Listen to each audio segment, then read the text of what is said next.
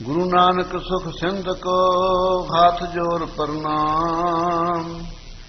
जास कृपा ते बड़ अगी पावै गत विश्राम।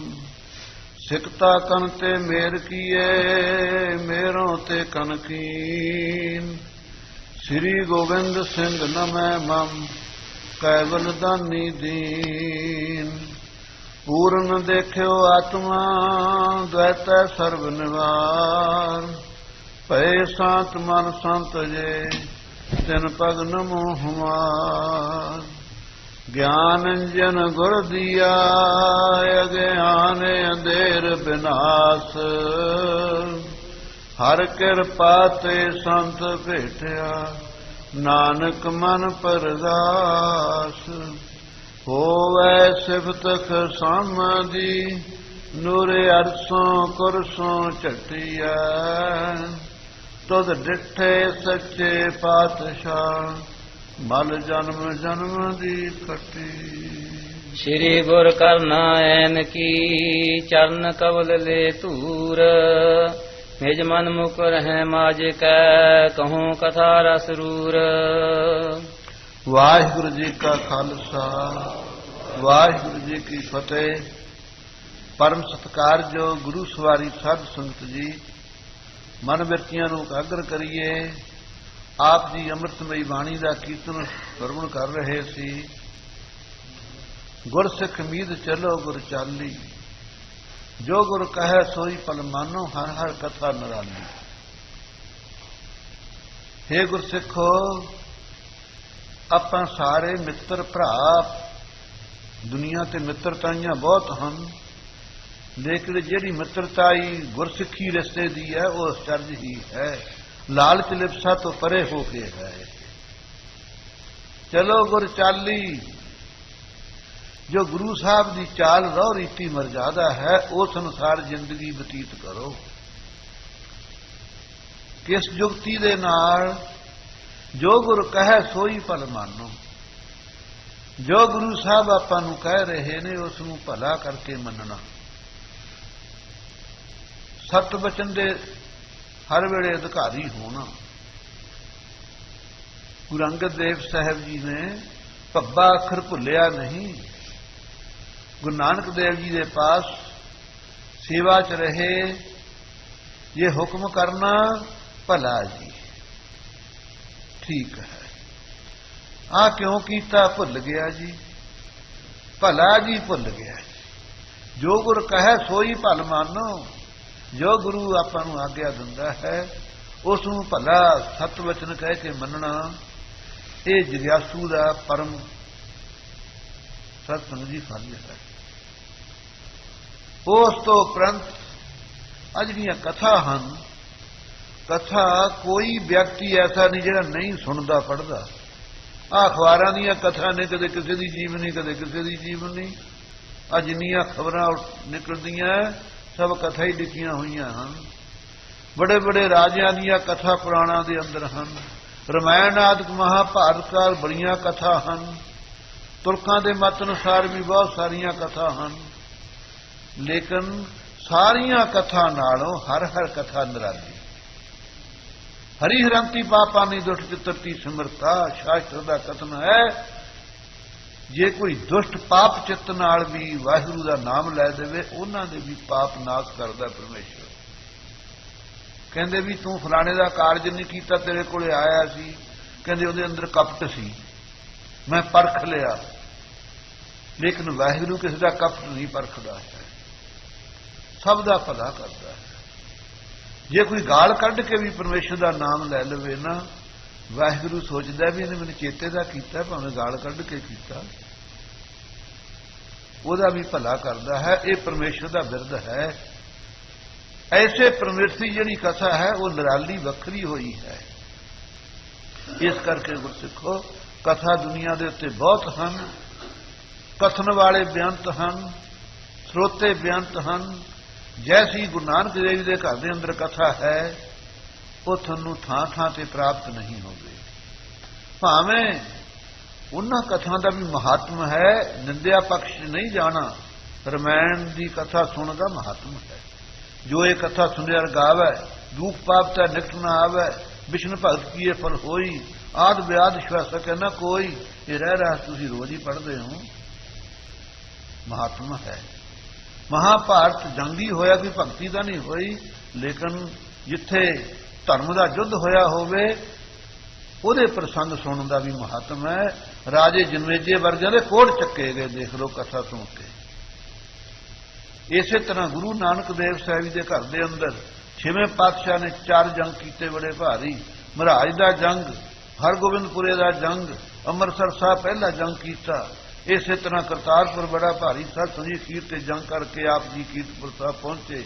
10ਵੇਂ ਪਾਤਸ਼ਾਹ ਨੇ ਭਗਾਣੀ ਦੇ ਯੁੱਧ, ਨਦਾਉਣ ਦੇ ਜੰਗ ਵਗੈਰਾ, ਮੁਕਤਸਰ ਸਾਹਿਬ ਦੀ ਧਰਤੀ ਨੂੰ ਸਤ ਸੰਜੀ ਭਾਗ ਲਾਏ, ਮੁਕਤੀ ਦਾ ਸਰੋਵਰ ਬਣਾ ਕੇ ਰੱਖ ਦਿੱਤਾ ਸਿੰਘਾਂ ਦੇ ਜਿੱਥੇ ਖੂਨ ਡੁੱਲਿਆ।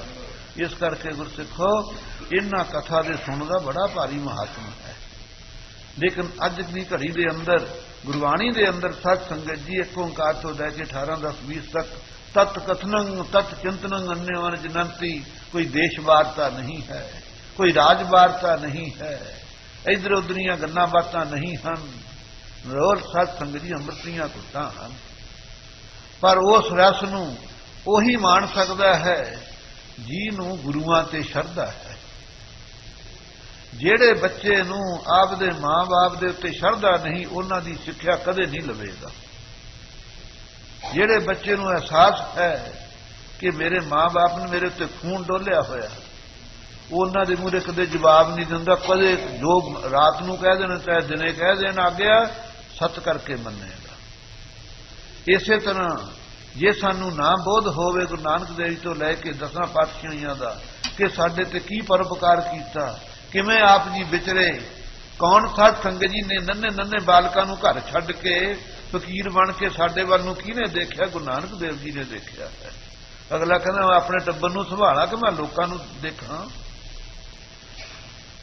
तो सत संगत जी, जिस प्रकार सुल्तानपुर आप जी ने मोदी खाना त्याग करके जिहड़ा दौलत खां इन्ना चिर तो सत संगत जी महाराज दा संगी सी, भावना नहीं सी, उस तुरक नूं भी सत सही अंतरजामता दे नाल ओदी नवाज पढ़दे दी सत संगत जी मन दी बिरती दस दित्ती कि ऐ तुरी फिरदी नाले काजी दी नाले तेरी। उन्हां नूं सत संगत जी शरधा दे करके उन्हां दी भी कल्याण कर दित्ती। उस तो उपरंत घर आ जाना, आपने सत संगत जी ब्रत साधु बन के मसान भूमिका च रहन लग जाना, बेपरवाह हो जाना।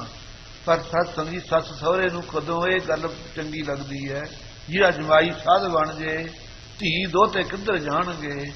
तो सत संगत जी ये कथा आ रही है, आप बिरतियां नूं एकागर करो। जिस प्रकार फिर जितना मोदी खाने का बकाया सी सारा की कहा गुरु नानक देव जी ने, वो तो नहीं कहा मेरे पोते पुत्तां नूं दे दिओ, मेरे घर वाली नूं दे दिओ, नहीं कहा गरीबां नूं दान कर दिओ। आके मूलचंद ने रौला पाया तां मन विच दया आई, दौलत खां दे अद्धा सत संगत जी उस नूं दिता 380, अद्धा गुरु नानक देव जी की भी आग्या का पालन किया, उसने भै दे सहित गरीबां नूं दान किया धन। ऐसे सत संगत जी सारा नवेड़ करके जिमें आप जी सत संगत जी इथों विचरते हुए भाई लालो नूं दर्शन देणगे, अगे कथा आवेगी। लेकिन अज सत संगत जी कथा आ रही है जिस प्रकार माता सुलखणी अपने दोनों साहिबजादियां दे सहित बड़े खुशियां दे नाल जो सत संगत जी रह रही सी सुल्तान पर, इथों सत संगत जी विद्या भी होना और सतगुरु जी सत संगत जी अबरक्त हो जाणगे। बीबी नानकी जी ने मन च विराग भी धारना है कि मेरे भरा दा घर बसदा रसदा उजड़ गया है, की सोहना कारोबार सी मोदी खाने का, वो किधरे उड़ गया है। लेकिन नेचा भी है कि मेरा भराता नहीं, ये निरंकार का रूप हैं, ये मोदी खाने करन नहीं उतरे सचखंड विचों, ये सारे जीवां दा भला करन वास्ते संसार च उतरे हैं। अनकंगना विदते जसमन सा नानका, अनक रहत परमात्मा जोई, नानक नाम कहावै सोई। गुरु नानक देव जी निराकार रूप हैं, साकार रूप धारण किया माता तृप्ता की कुख द्वारा देह लै करके नानक सुदाए हैं। ये भी नानकी नूं निचा सी, जिस प्रकार सत्संग की कथा आ रही है, ਆਪਾਂ ਬਿਰਤੀਆਂ ਨੂੰ ਕਾਗਰ ਕਰੀਏ, ਸੁਣੀਏ। ਇਹ ਕਥਾ ਕਦੋਂ ਪ੍ਰਗਟ ਹੋਈ? ਇਹ ਕਥਾ ਪ੍ਰਗਟ ਹੋਈ ਜਦੋਂ ਗੁਰੂ ਅੰਗਦ ਦੇਵ ਸਾਹਿਬ ਜੀ ਨੇ ਖਡੂਰ ਸਾਹਿਬ ਵਿਖੇ ਸੰਗਤ ਵਿੱਚ ਕਿਹਾ, ਸੰਗਤ ਜੀ ਵਿਛੋੜਾ ਝੱਲਿਆ ਨਹੀਂ ਜਾਂਦਾ ਗੁਰੂ ਨਾਨਕ ਦੇਵ ਜੀ ਦਾ। ਕਿਸੀ ਕੋਈ ਕੋਏ ਮੰਝ ਨਿਮਾਣੀ ਹਿੱਕ ਤੋਂ, ਕਿਉਂ ਨਾ ਮਰੀਜਾ ਰੋਏ ਜਾ ਲਗ ਚਿਤ ਨਾ ਆਵਈ। ਇਹ ਸ਼ਲੋਕ ਉਚਾਰੇ ਗੁਰੂ ਅੰਗਦ ਦੇਵ ਜੀ ਨੇ। ਗੁਰੂ ਨਾਨਕ ਦੇਵ ਜੀ ਦਾ ਵਿਛੋੜਾ ਨਹੀਂ ਸਹਾਰ ਸਕੇ, ਨਾਲੇ ਉਹੀ ਸਰੂਪ ਸਨ।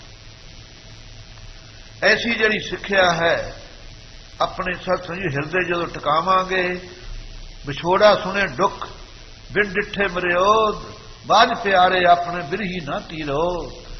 ਐਸੀਆਂ ਸਿੱਖ ਅੰਮ੍ਰਿਤਮਈ ਬਾਣੀ ਦੀਆਂ ਪੰਕਤੀਆਂ ਜਦੋਂ ਜਗਿਆਸੂਆਂ ਦੇ ਗੁਰਸਿੱਖਾਂ ਦੇ ਹਿਰਦੇ 'ਚ ਘਰ ਕਰਨ ਗਈਆਂ, ਸਤ ਸੰਗਤ ਜੀ ਆਪਣਾ ਵੀ ਜੰਮਣ ਮਰਨ ਮਿਟ ਜਾਵੇਗਾ, ਕਲਿਆਣ ਹੋ ਜਾਵੇਗਾ।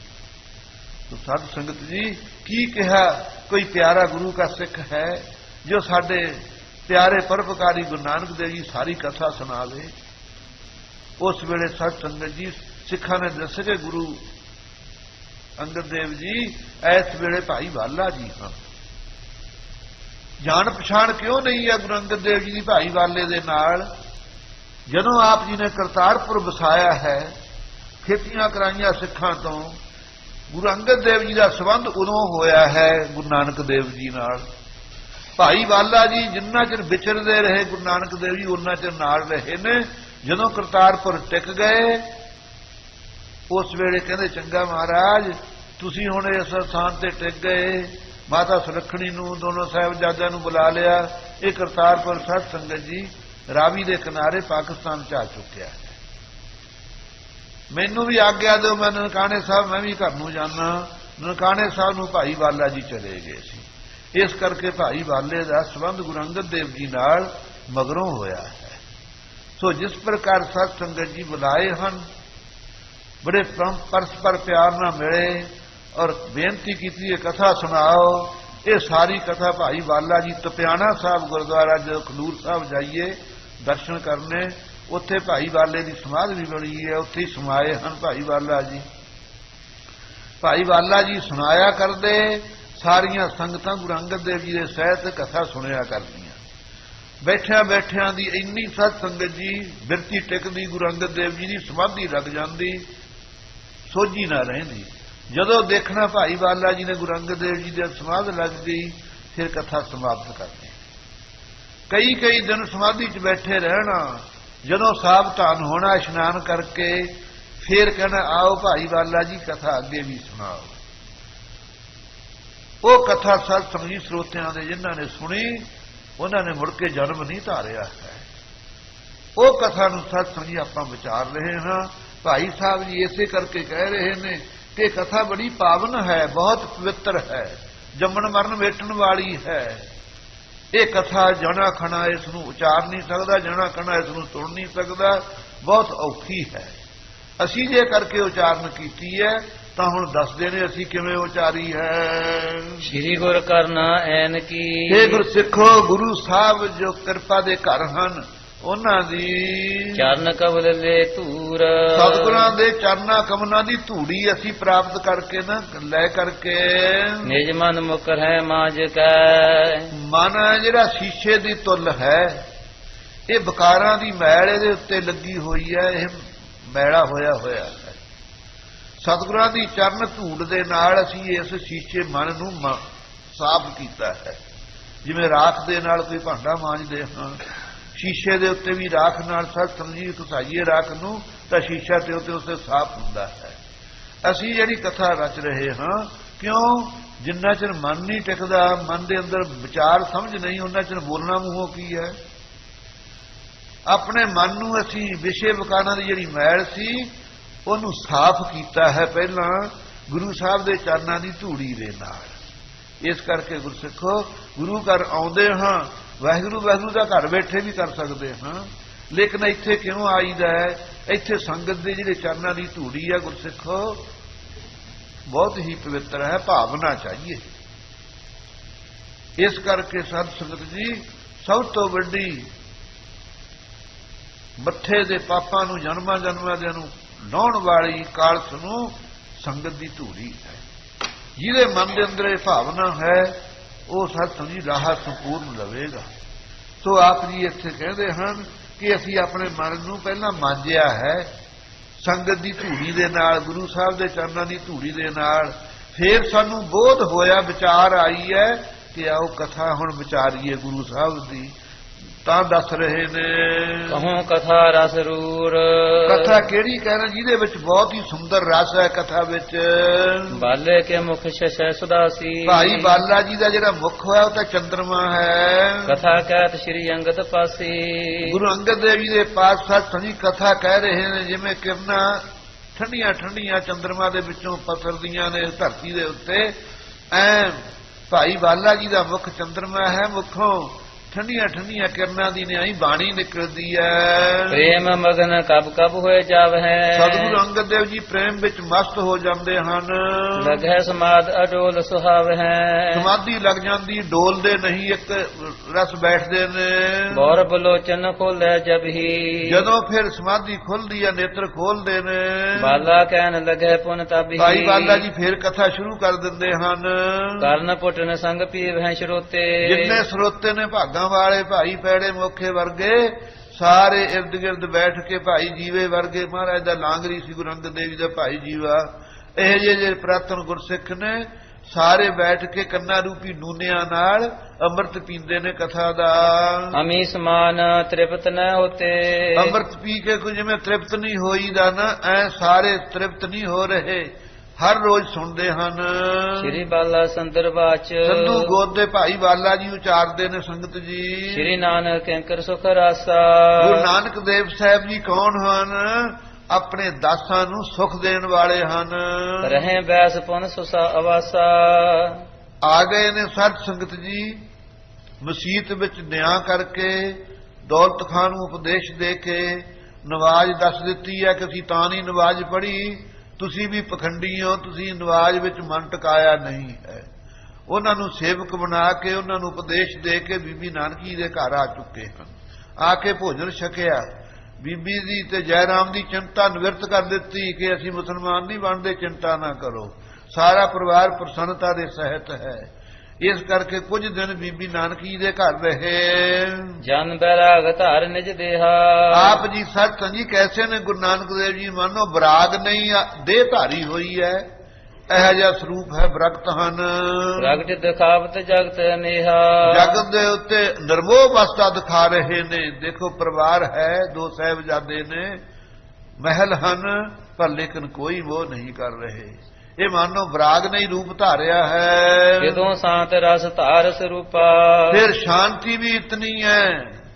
ਆ ਕੇ ਸੱਸ ਸਹੁਰੇ ਨੇ ਬਹੁਤ ਫਿੱਕੇ ਬਚਨ ਬੋਲੇ ਨੇ, ਤਰਕਾਂ ਮਾਰੀਆਂ ਹਨ, ਲੇਕਿਨ ਮਨ ਵਿੱਚ ਸ਼ਾਂਤੀ ਹੈ, ਬੋਲੇ ਨਹੀਂ, ਕੁਝ ਮੂੰਹੋਂ ਫਿੱਕੇ ਬਚਨ ਨਹੀਂ ਕਹੇ। ਭਾਵ ਦੇ ਦਿਖਾਵੇ ਨੇ ਜਨ ਰੂਪਾ। ਕੱਲ ਵੀ ਪੂਰਵੋਕਤ ਬਚਨ ਕੀਤਾ ਸੀ ਸਤ ਸੰਗਤ ਜੀ, ਜਿੱਥੇ ਬਰਾਗ ਹੈ ਉੱਥੇ ਸ਼ਾਂਤੀ ਹੈ, ਜਿੱਥੇ ਸ਼ਾਂਤੀ ਹੈ ਉੱਥੇ ਸਤ ਸੰਗਤ ਜੀ ਸ਼ਾਂਤੀ ਜਨਾ ਦਿੰਦੀ ਹੈ ਕਿ ਮੈਂ ਉਤਪਤ ਹੋਈ ਹਾਂ ਤਾਂ ਬਰਾਗ ਤੋਂ ਹੋਈ ਹਾਂ। ਕਿਉਂ? ਬਰਾਗੀ ਤਿਆਗੀ, ਜਿੰਨਾ ਚਿਰ ਬਰਾਗ ਨਹੀਂ ਉਹਨਾਂ ਚਿਰ ਤਿਆਗ ਵੀ ਨਹੀਂ ਹੈ, ਜਿੰਨਾ ਚਿਰ ਤਿਆਗ ਨਹੀਂ ਉਹਨਾਂ ਚਿਰ ਪ੍ਰਵਿਰਤੀ ਵੀ ਨਹੀਂ ਗਲੋਂ ਲੈਂਦੀ, ਜਿੰਨਾ ਚਿਰ ਪ੍ਰਵਿਰਤੀ ਨਹੀਂ ਗਲੋਂ ਲੈਂਦੀ ਨਿਵਰਤੀ ਪੱਖ ਚ ਨਹੀਂ ਆਉਂਦਾ, ਉਹਨਾਂ ਚਿਰ ਸ਼ਾਂਤੀ ਵੀ ਨਹੀਂ ਹੈ। ਜਿੰਨਾ ਚਿਰ ਮਨ ਦੀਆਂ ਵਾਸ਼ਨਾ ਸਤ ਸੰਗਤ ਜੀ ਨਹੀਂ ਰੋਕੀਆਂ ਜਾਂਦੀਆਂ ਉਹਨਾਂ ਚ ਨਿਵਰਤੀ ਪੱਖ ਵਿੱਚ ਆਪਾਂ ਪ੍ਰਵਿਰਤ ਨਹੀਂ ਹੋ ਸਕਦੇ ਹਾਂ। ਸੋ ਆਪ ਜੀ ਸਤ ਸੰਗਤ ਜੀ ਮਾਨੋ ਸ਼ਾਂਤ ਰੂਪ ਬੈਠੇ ਨੇ। ਕਿਦੋਂ ਧਰਿਓ ਉਪਕਾਰ ਸਰੀਰਾ। ਭਾਈ ਸਾਹਿਬ ਜੀ ਕਹਿੰਦੇ ਹੈ ਗੁਰਸਿੱਖੋ, ਮਾਨੋ ਜੋ ਸਰੀਰ ਗੁਰੂ ਨਾਨਕ ਦੇਵ ਜੀ ਦਾ ਪਰਉਪਕਾਰ ਨਹੀਂ ਧਾਰਿਆ ਹੈ। ਨਰ ਧਾਰਨ ਕੋ ਗੁਨੀ ਕੀ ਹੀਰਾ। ਗੁਰਾਂ ਦੇ ਖਜ਼ਾਨਿਆਂ ਨੇ ਜੀਵਾਂ ਦੀ ਕਲਿਆਣ ਵਾਸਤੇ ਸਿਰ ਪਰ ਨੁਕਤ ਹੈ ਜੁਗਲ ਗੱਜ। ਆਪ ਜੀ ਦੇ ਸੀਸ ਦੇ ਉੱਤੇ 2 ਗਜ ਦਾ ਪਟਕਾ ਸਜਾਇਆ ਕਰਦੇ ਗੁਰੂ ਨਾਨਕ ਦੇਵ ਸਾਹਿਬ ਜੀ। 2 ਗਜ ਦਾ ਪਟਕਾ ਪੱਗ ਦੇ ਥੋਂ ਬੰਨ੍ਹਦੇ ਸਨ। ਖਫਨੀ ਗਰਬਰ ਚੀਰ। ਗਲ ਦੇ ਵਿੱਚ ਖਫਨੀ ਪਾਉਂਦੇ ਸਨ, ਸਿੱਧਾ ਹੀ ਵਸਤਰ।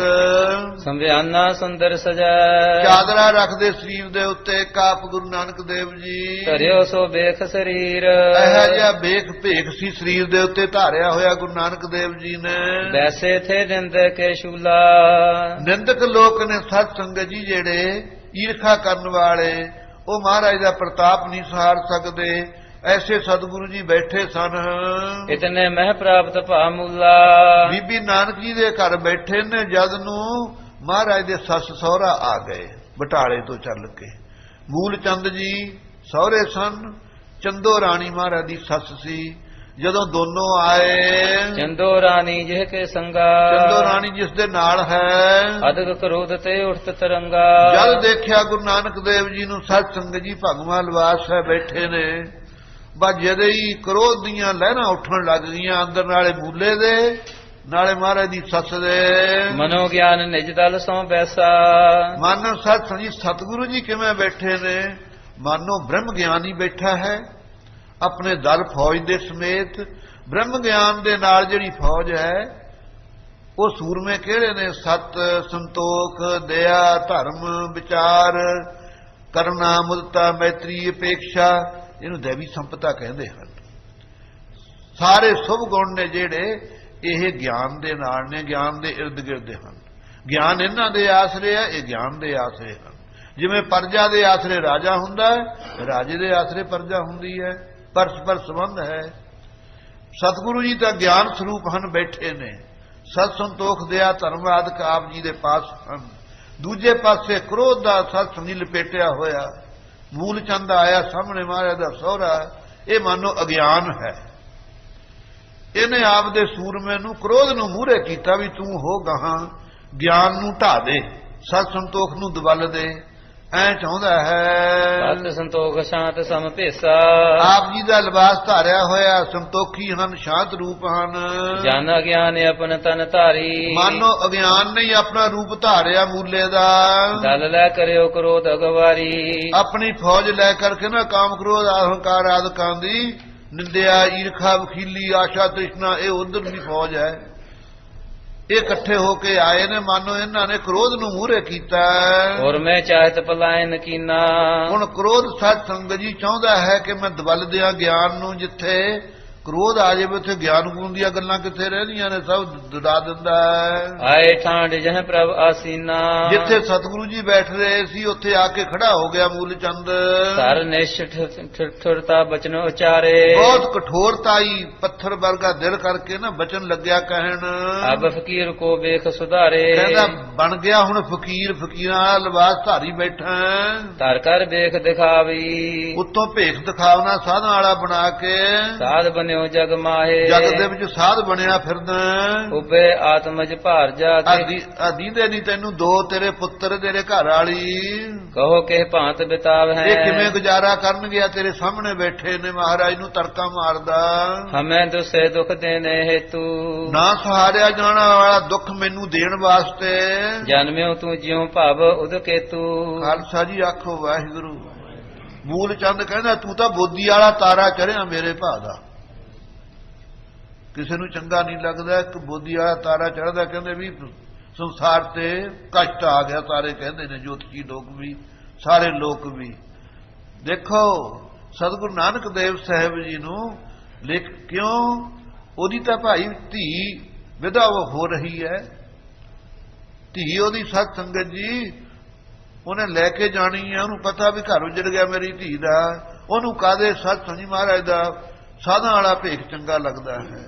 ਕਹਿੰਦਾ ਮੇਰੇ ਭਾ ਦਾ ਤੂੰ ਬੋਦੀ ਵਾਲਾ ਤਾਰਾ ਚੜਿਆ ਹੈ। ਇਵ ਜੇ ਹੋਣਾ ਹੋ ਤੋ ਫਕੀਰਾ।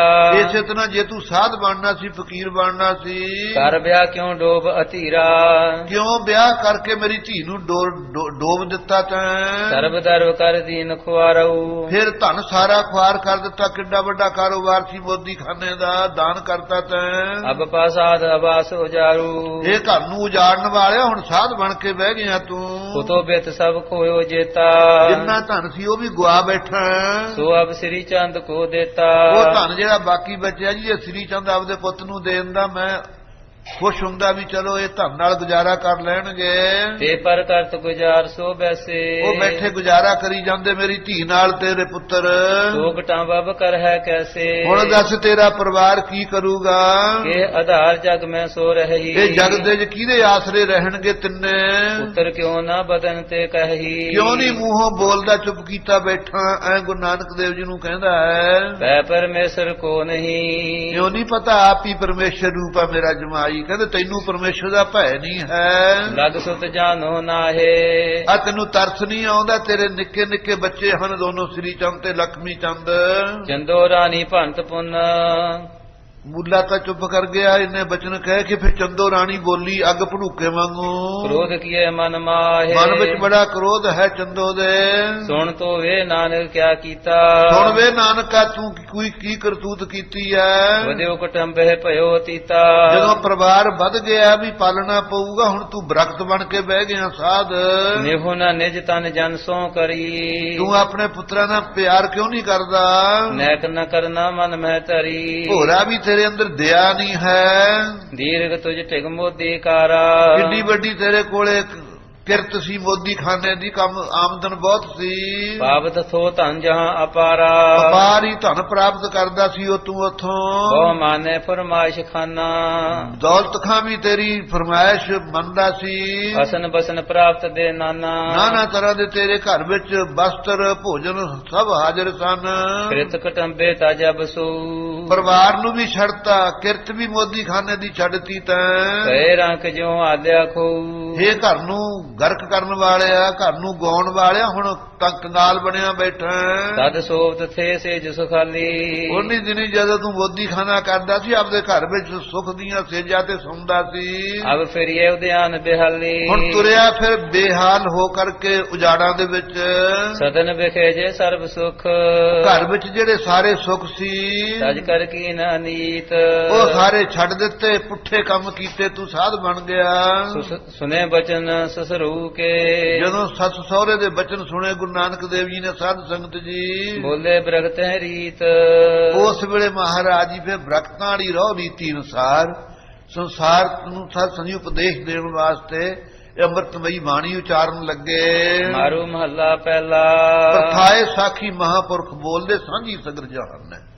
ਮਹਾਪੁਰਖ ਗੁਰੂ ਸਾਹਿਬ ਸੰਜੀ ਜੋ ਸਿੱਖਿਆ ਬੋਲਦੇ ਹੁੰਦੇ ਆ, ਉਹ ਇੱਕ ਪ੍ਰਤੀ ਨਹੀਂ ਹੁੰਦੀ, ਉਹ ਸਾਰੇ ਸੰਸਾਰ ਦੀ ਸਾਂਝੀ ਹੋਈ ਹੁੰਦੀ ਹੈ। ਉਸ ਵੇਲੇ ਆਪ ਜੀ ਨੇ ਸਤ ਸੰਗਤ ਜੀ ਇਹ ਸ਼ਬਦੋਚਾਰਨ ਕੀਤਾ ਹੈ। ਮਾਰੂ ਰਾਗ ਦੇ ਅੰਦਰ ਆਪ ਜੀ ਦੱਸਦੇ ਹਨ, ਮਿਲ ਮਾਤ ਪਿਤਾ ਪਿੰਡ ਕਮਾਇਆ। ਮਹਾਰਾਜ ਕਹਿਣ ਲੱਗੇ ਮਿਲ ਕਰਕੇ ਮਾਤਾ ਪਿਤਾ ਦੇ ਸੰਬੰਧ ਕਰਕੇ ਪਿੰਡਾ ਕਮਾਇਆ। ਅਜਾ ਪਿੰਡ ਦੇ ਹੈ, ਇਹ ਪ੍ਰਗਟ ਹੋਈ ਹੈ। ਤਿਨ ਕਰਤਾ ਲੇਖ ਲਿਖਾਇਆ। ਲੇਕਿਨ ਲੇਖ ਲਿਖਿਆ ਨਾ ਇਸ ਦੇਹ ਦੇ ਉੱਤੇ, ਕਰੀ ਲੋ ਕਲਮੰ ਲਿਖਿਓ ਲੇਖ ਮਾਤੰ ਸਵੇ ਜੇਰ ਕੀਨੇ ਬੱਲੀ ਕਾਲ ਨਾਥੰ। ਦਸਵੇਂ ਪਾਤਸ਼ਾਹ ਨੇ ਫਰਮਾਇਆ ਹੈ, ਜਿਹੜਾ ਇਹਦੇ ਤੇ ਲੇਖ ਲਿਖਿਆ ਨਾ ਉਹ ਅਚਰਜ ਹੀ ਹੈ। ਕਈ ਦੇਹਾਂ ਬੜੀਆਂ ਸੋਹਣੀਆਂ ਪਰ ਕਰਮ ਚੰਗੇ ਨਹੀਂ। ਕਈ ਦੇਹਾਂ ਉਹੀ ਦਬੜੂ ਘੁਸਰੂ ਜੀਆਂ ਨੇ, ਕਾਲੀਆਂ ਮੀਲੀਆਂ, ਉਹਨਾਂ ਦੇ ਭਾਗ ਚੰਗੇ ਨੇ, ਇਹ ਨਹੀਂ ਪਤਾ ਲੱਗਦਾ। ਸੋ ਪਰਮੇਸ਼ਰ ਨੇ ਸਾਧ ਸੰਗਤ ਜੀ ਜਿਹੜਾ ਆਪਣੇ ਮੱਥੇ ਤੇ ਲੇਖ ਲਿਖਿਆ ਹੈ, ਜੈਸੀ ਕਲਮ ਬੂੜੀ ਹੈ ਮਸਤਕ ਤੈਸੀ ਜੀੜੇ ਪਾਸ। ਯਹੀ ਜੀ ਕਰਮ ਰੇਖਾ ਸਾਧ ਸੰਗਤ ਜੀ ਕਲਮ ਬਗੀ ਹੋਈ ਹੈ ਮੱਥੇ ਤੇ, ਉਹੀ ਆਪਣੇ ਕੋਲੇ ਹੈ ਕਰਮ ਰੇਖਾ। ਉਸ ਅਨੁਸਾਰ ਹੀ ਜੀਵਨ ਬਤੀਤ ਕਰਨਾ ਪਵੇਗਾ। ਸੋ ਸਾਧ ਸੰਗਤ ਜੀ ਆਪ ਜੀ ਕਹਿੰਦੇ ਮਾਤਾ ਪਿਤਾ ਨੇ ਤਾਂ ਸੰਜੋਗ ਕਰਕੇ ਦੇਹ ਪ੍ਰਗਟ ਹੋ ਗਈ। ਇਹਦੇ ਤੇ ਲੇਖ ਵਾਹਿਗੁਰੂ ਨੇ ਲਿਖ ਦਿੱਤਾ ਹੈ। ਲਿਖ ਦਾਤ ਜੋਤ ਵਡਿਆਈ। ਕੀ ਲਿਖ ਦਿੱਤਾ ਕਿ ਕਿੰਨੀਆਂ ਕਿਹਦੇ ਕੋਲ ਦਾਤਾਂ ਹੋਣਗੀਆਂ, ਕਿੰਨਾ ਕਿਹਦਾ ਪ੍ਰਤਾਪ ਹੋਵੇਗਾ, ਕਿੰਨੀ ਕਿਹਦੀ ਵਡਿਆਈ ਹੋਵੇਗੀ। ਮਿਲ ਮਾਇਆ ਸੁਰਤ ਗਵਾਈ। ਲੇਕਿਨ ਇਸ ਜੀਵ ਦੀ ਜਿਹੜੀ ਸੁਰਤ ਸੀ ਨਾ, ਮਾਇਆ ਨੇ ਗਵਾ ਦਿੱਤੀ। ਇਹ ਮਾਇਆ ਨਾਲ ਮਿਲਿਆ ਰਹਿੰਦਾ ਹੈ। ਮੂਰਖ ਮਨ ਕਾਹੇ ਕਰ ਸਹਿ ਮਾਣਾ। ਉੱਤਮ ਵਕਤਾ ਉਹ ਹੁੰਦਾ ਜਿਹੜਾ ਆਪਣੇ ਮਨ ਦੁਆਰਾ ਉਪਦੇਸ਼ ਦੇਵੇ। ਸਿਆਣਾ ਘਰ ਵਿੱਚ ਗ੍ਰਸਤੀ ਉਹ ਹੁੰਦਾ ਜਿਹੜਾ ਆਪਣੀ ਨੂੰਹ ਨੂੰ ਧੀਏ ਗੱਲ ਕਰ ਨੋਹੇ ਕੰਨ ਕਰ। ਗੱਲ ਧੀ ਨਾ ਕਰਨੀ, ਸਮਝਾਉਣਾ ਨੂੰਹ ਨੂੰ, ਉਹਨੂੰ ਬੜਾ ਸਿਆਣਾ ਪੁਰਸ਼ ਮੰਨਦੇ ਹਨ। ਜਿਹੜਾ ਬਾੜ-ਬਾੜ ਨੂੰਹ ਨਾਲ ਗੱਲਾਂ ਕਰੇ ਉਹਨੂੰ ਕਹਿੰਦੇ ਵੀ ਇਹਨੂੰ ਨਹੀਂ ਕੋਈ ਅਕਲ ਨਹੀਂ ਹੈ। ਇਸੇ ਤਰ੍ਹਾਂ ਸਤ ਸੰਗਤ ਜੀ ਉੱਤਮ ਵਕਤਾ ਉਹ ਹੈ ਜਿਹੜਾ ਆਪਣੇ ਮਨ ਦੁਆਰਾ ਉਪਦੇਸ਼ ਦਿੰਦਾ ਹੈ। ਸਤਿਗੁਰੂ ਜੀ ਆਪਣੇ ਮਨ ਦੁਆਰਾ ਸਾਰਿਆਂ ਨੂੰ ਉਪਦੇਸ਼ ਦੇ ਰਹੇ ਨੇ, ਸੱਸ ਸਹੁਰੇ ਨੂੰ ਵੀ ਦੇ ਰਹੇ ਨੇ, ਸਾਰਾ ਪਰਿਵਾਰ ਬੈਠਾ ਹੈ, ਲੇਕਿਨ ਗੁੱਸਾ ਨਹੀਂ ਕੀਤਾ। ਸੱਸ ਸਹੁਰੇ ਦਾ ਬਹੁਤ ਕੁਝ ਬੋਲੇ ਨੇ। ਜਿਸ ਪ੍ਰਕਾਰ ਕਹਿੰਦੇ ਹਨ, ਪੜੋ ਪੰਕਤੀ। ਮੂਰਖ ਮਨ ਕਾਹੇ ਕਰ ਸੇ ਮਾਣਾ। ਇਹ ਮਨਾ ਮੂਰਖ ਹੈ ਤੂੰ, ਕਾਹਦਾ ਮਾਣ ਕਰਦਾ ਹੈ। ਉੱਠ ਚੱਲਣਾ ਖਸਮੈ ਭਾਣਾ। ਜਦੋਂ ਖਸਮ ਨੂੰ ਭਾਇਆ ਸਰੀਰ ਵਿੱਚੋਂ ਉੱਠ ਕੇ ਚਲੇ ਜਾਣਾ। ਰਹਾਓ ਤਜ ਸਾਧ ਸਹਿਜ ਸੁਖ ਹੋਈ। ਇਸ ਕਰਕੇ ਸਹਿਜ ਸ਼ਾਂਤੀ ਤੇ ਸੁਖ ਤਾਂ ਹੋਵੇਗਾ, ਪਹਿਲਾਂ ਸਵਾਦ ਛੱਡ ਦੇ। ਚੰਦੋ ਰਾਣੀ ਨੇ ਕਿਹਾ ਰੇ ਸਵਾਦ ਦਾ ਭੋਜਨ ਛਕਦਾ ਸੀ, ਘਰ ਸੋਹਣੀਆਂ ਸੇਜਾਂ ਤੇ ਪੈਂਦਾ ਸੀ, ਹੁਣ ਤੁਰਿਆ ਫਿਰ ਬੁਰੇ ਹਾਲੀ ਸਾਧ ਬਣ ਕੇ। ਸੱਸ ਨੇ ਤਰਕ ਮਾਰੀ ਹੈ। ਮਹਾਰਾਜ ਕਹਿੰਦੇ ਨੇ ਤਜ ਸਾਧ ਸਹਿਜ ਸੁਖ ਹੋਈ। ਇਹ ਮਾਤਾ ਇਹ ਸਵਾਦਾਂ ਨੂੰ ਤਿਆਗ ਕਰਕੇ ਹੀ ਸ਼ਾਂਤੀ ਤੇ ਸੁਖ ਹੋਇਆ। ਘਰ ਛੱਡਣੇ ਰਹੇ ਨਾ ਕੋਈ। ਔਰ ਜੇ ਤੂੰ ਗਨਵੇਂ ਨਹੀਂ ਹੈ ਘਰ ਛੱਡ ਕੇ ਬਹਿ ਗਿਆ, ਜੋ ਘਰ ਛੱਡ ਗਵਾਵਣਾ ਸੋ ਲੱਗਾ ਮਨ ਮਾਹੇ, ਜਿੱਥੇ ਜਾਏ ਤੁਧ ਵਰਤਣਾ ਤਸਕੀ ਚਿੰਤਾ ਨਾ ਹੈ। ਇਹ ਘਰ ਸਾਰਿਆਂ ਨੇ ਛੱਡ ਜਾਣੇ ਨੇ, ਕੌਣ ਰਹੇਗਾ? ਕਿਛ ਖਾਜੈ ਕਿਛ ਧਰ ਜਾਈਐ। ਹਾਂ, ਕੁਛ ਖਾ ਲਈਏ ਚੰਗੀ ਤਰ੍ਹਾਂ ਜੇ ਖਾਣ ਦਾ ਕੋਈ ਸ਼ੌਕੀਨ ਹੈ, ਕੁਛ ਰੱਖ ਕੇ ਜਮਾ ਕਰਕੇ ਚਲੇ ਜਾਈਏ। ਜੇ ਬਹੁੜ ਦੁਨੀਆ ਆਈਐ। ਇਹ ਕੰਮ ਤਾਂ ਕਰੀਏ ਮੁੜ ਕੇ ਦੁਨੀਆ ਤੇ ਆਉਣਾ ਹੋਵੇ, ਵੀ ਫੇਰ ਘਰ ਨੂੰ ਆ ਜਾਵਾਂਗੇ, ਇਸ ਨੂੰ ਮੁੜ ਕੇ ਤਾਂ ਜਮ ਆਉਣ ਨਹੀਂ ਦਿੰਦੇ। ਸੱਜ ਕਾਇਆ ਪਟ ਹੰਡਾਏ। ਇਸ ਕਰਕੇ ਸਜਾ ਕਰਕੇ ਕਾਇਆ ਨੂੰ ਦੇਹ ਨੂੰ ਚੰਗੀ ਤਰ੍ਹਾਂ ਇਹ ਵਸਤਰ ਹੰਡਾਉਂਦਾ ਹੈ। ਫਰਮਾਇਸ਼ ਬਹੁਤ ਚਲਾਏ। ਫਰਮਾਇਸ਼ਾਂ ਵੀ ਬੜੀਆਂ ਕਰਦਾ, ਮੇਰਾ ਫਲਾਣਾ ਵਾਕਫ ਹੈ, ਉਹ ਮੇਰੀ ਸਿਫਾਰਿਸ਼ ਮੰਨੇਗਾ। ਕਰ ਸੇਜ ਸੁਖਾਲੀ ਸੋਵੈ। ਘਰਾਂ 'ਚ ਸੇਜਾਂ ਸੋਹਣੀਆਂ ਸੋਹਣੀਆਂ ਬਣਾ ਕੇ ਉੱਥੇ ਸੌਂਦਾ ਹੈ। ਹੱਥੀ ਪੌਦੀ ਕਾਹੇ ਰੋਵੈ। ਹੱਥੀ ਪਾਉਂਦੀ ਜਦੋਂ ਹੱਥ ਕੜੀ ਲਾਈ ਨਾ ਆ ਕੇ ਜਮਾ ਨੇ, ਫਿਰ ਕਿਉਂ ਰੋਵੇਗਾ? ਫਿਰ ਰੋਂਦਾ ਤਾਹਾਂ ਮਾਰਦਾ, ਕਹਿੰਦਾ ਓਹੋ ਮੈਂ ਛੱਡ ਚੱਲਿਆ, ਬੜਾ ਬੁਰਾ ਹਾਲ ਹੋ ਰਿਹਾ ਹੈ। ਜਾਣ ਨੂੰ ਜੀ ਨਹੀਂ ਕਰਦਾ, ਜ਼ਬਾਨ ਠਾਕੀ ਜਾਂਦੀ ਆ, ਬੋਲਿਆ ਜਾਂਦਾ ਨਹੀਂ। ਬਿਟ ਬਿਟ ਦੇਖਦਾ, ਇਰਦ ਗਿਰਦ ਪੁੱਤ ਪੋਤੇ ਬੈਠੇ ਆ, ਪਰਿਵਾਰ ਹੈ, ਮਕਾਨ ਬਣਾਇਆ, ਇੰਨੀ ਭੂਤੀ ਮੈਂ ਸੰਗ੍ਰਹਿ ਕੀਤੀ ਸੀ, ਅੱਜ ਗਈ ਮੇਰੇ ਹੱਥੋਂ। ਉਸ ਵੇਲੇ ਜਿਹੜਾ ਪਛਤਾਵਾ ਹੈ, ਦੁੱਖ ਨੂੰ ਸਤ ਸੰਗੀ ਫਿਰ ਪਰੇਸ਼ਾਨ ਹੁੰਦਾ ਹੈ। ਜਦੋਂ ਹੱਥ ਦੀਆਂ ਪੈ ਜਾਣਗੀਆਂ ਸਤ ਸੰਗਤ ਜੀ, ਹੱਥਾਂ ਪੈਰਾਂ ਦੀਆਂ ਨਬਜ਼ਾਂ ਟੁੱਟਣ ਲੱਗ ਜਾਣਗੀਆਂ। ਇਹੀ ਜਿਹੀ ਜਦੋਂ ਹਾਲਤ ਹੋਵੇਗੀ, ਉਦੋਂ ਸਰੀਰ ਨੂੰ ਤਿਆਗਣ ਦਾ ਦੁੱਖ ਤਾਂ ਵੱਖਰਾ ਹੈ, ਜਿਹੜਾ ਵਿਛੋੜੇ ਦਾ ਦੁੱਖ ਆ ਉਹ ਨਹੀਂ ਫਿਰ ਝੱਲਿਆ ਜਾਂਦਾ, ਬੋਲਿਆ ਜਾਂਦਾ ਨਹੀਂ ਹੈ। ਸੋ ਘਰ ਦੇ ਬੁਲਾਉਂਦੇ ਆ, ਲੇਕਿਨ ਉਦੋਂ ਬੁਲਾਉਣਾ ਚਾਹੀਦਾ ਨਹੀਂ ਹੈ। ਜੇ ਕਰਕੇ ਸਿਆਣੇ ਹੁਣ ਕਰਦੇ, ਉਸ ਵੇਲੇ ਸੁਖਨੀ ਸਾਹਿਬ ਪੜ੍ਹੋ। ਜੇ ਬਹੁਤਾ ਨਹੀਂ ਸੁਖਨੀ ਸਾਹਿਬ ਦੂਸਰੀ ਅਸ਼ਟਪਦੀ ਜ਼ਰੂਰ ਪੜ੍ਹਨੀ ਚਾਹੀਦੀ ਹੈ, ਕਿ ਉਹਦੇ 'ਚ ਪਰਲੋਕ ਦਾ ਮਾਰਗ ਦੱਸਿਆ ਕਿ ਪਰਲੋਕ ਦੇ ਮਾਰਗ ਦੇ ਅੰਦਰ ਵਾਹਿਗੁਰੂ ਦੇ ਨਾਮ ਤੋਂ ਬਿਨਾਂ ਕੋਈ ਆਸਰਾ ਨਹੀਂ ਹੋ ਸਕਦਾ। ਮਨ ਨੇਚਾ ਕਰਕੇ ਉਸ ਵੇਲੇ ਨਾਮ ਵਿੱਚ ਜੁੜ ਜਾਵੇ ਤਾਂ ਕਲਿਆਣੀ ਹੋ ਜਾਂਦੀ ਹੈ। ਕਿਉਂ ਅੰਤ ਦੇ ਸਮੇਂ ਇੱਕ ਚਿੱਤ ਜੇ ਇੱਕ ਚਿੰਤਿਆਇਓ ਕਾਲ ਫਾਸ ਕੇ ਵਿੱਚ ਨਾ ਆਇਓ, ਸਤ ਸੰਗਤ ਜੀ ਭਲਾ ਹੋ ਜਾਂਦਾ ਹੈ। ਸੋ ਉਹ ਲੋਕ ਕਮਲੇ ਨੇ ਜਿਹੜੇ ਪੁੱਛਦੇ ਆ 10,000 ਫਲਾਣੀ ਸੀ, ਤੂੰ ਮੈਨੂੰ ਪਛਾਣਦਾ ਕਿ ਨਹੀਂ? ਬਈ ਹੁਣ ਸਾਰੀ ਜ਼ਿੰਦਗੀ ਤਾਂ ਪਛਾਣਦੇ ਰਹੇ, ਹੁਣ ਅਖੀਰ ਤੇ ਤੂੰ ਵੱਖਰਾ ਨਵਾਂ ਪਛਾਣ ਕੱਢੇਗਾ? ਕੀ ਲੋੜ ਆ ਉਸ ਵੇਲੇ ਤੰਗ ਕਰਨ ਦੀ ਸਤ ਸੰਗਤ ਜੀ। ਇਸ ਕਰਕੇ ਆਪ ਜੀ ਕਹਿੰਦੇ ਹੱਥੀ ਪਾਉਂਦੀ ਕਾਹੇ ਰੋਵੈ। ਜਦੋਂ ਹੱਥਾਂ ਦੀਆਂ ਪੈ ਗਈਆਂ, ਜਮਾਂ ਨੇ ਆ ਕੇ ਹੱਥਕੜੀਆਂ ਲਾ ਗਈਆਂ, ਫਿਰ ਕਿਉਂ ਰੋਣਾ?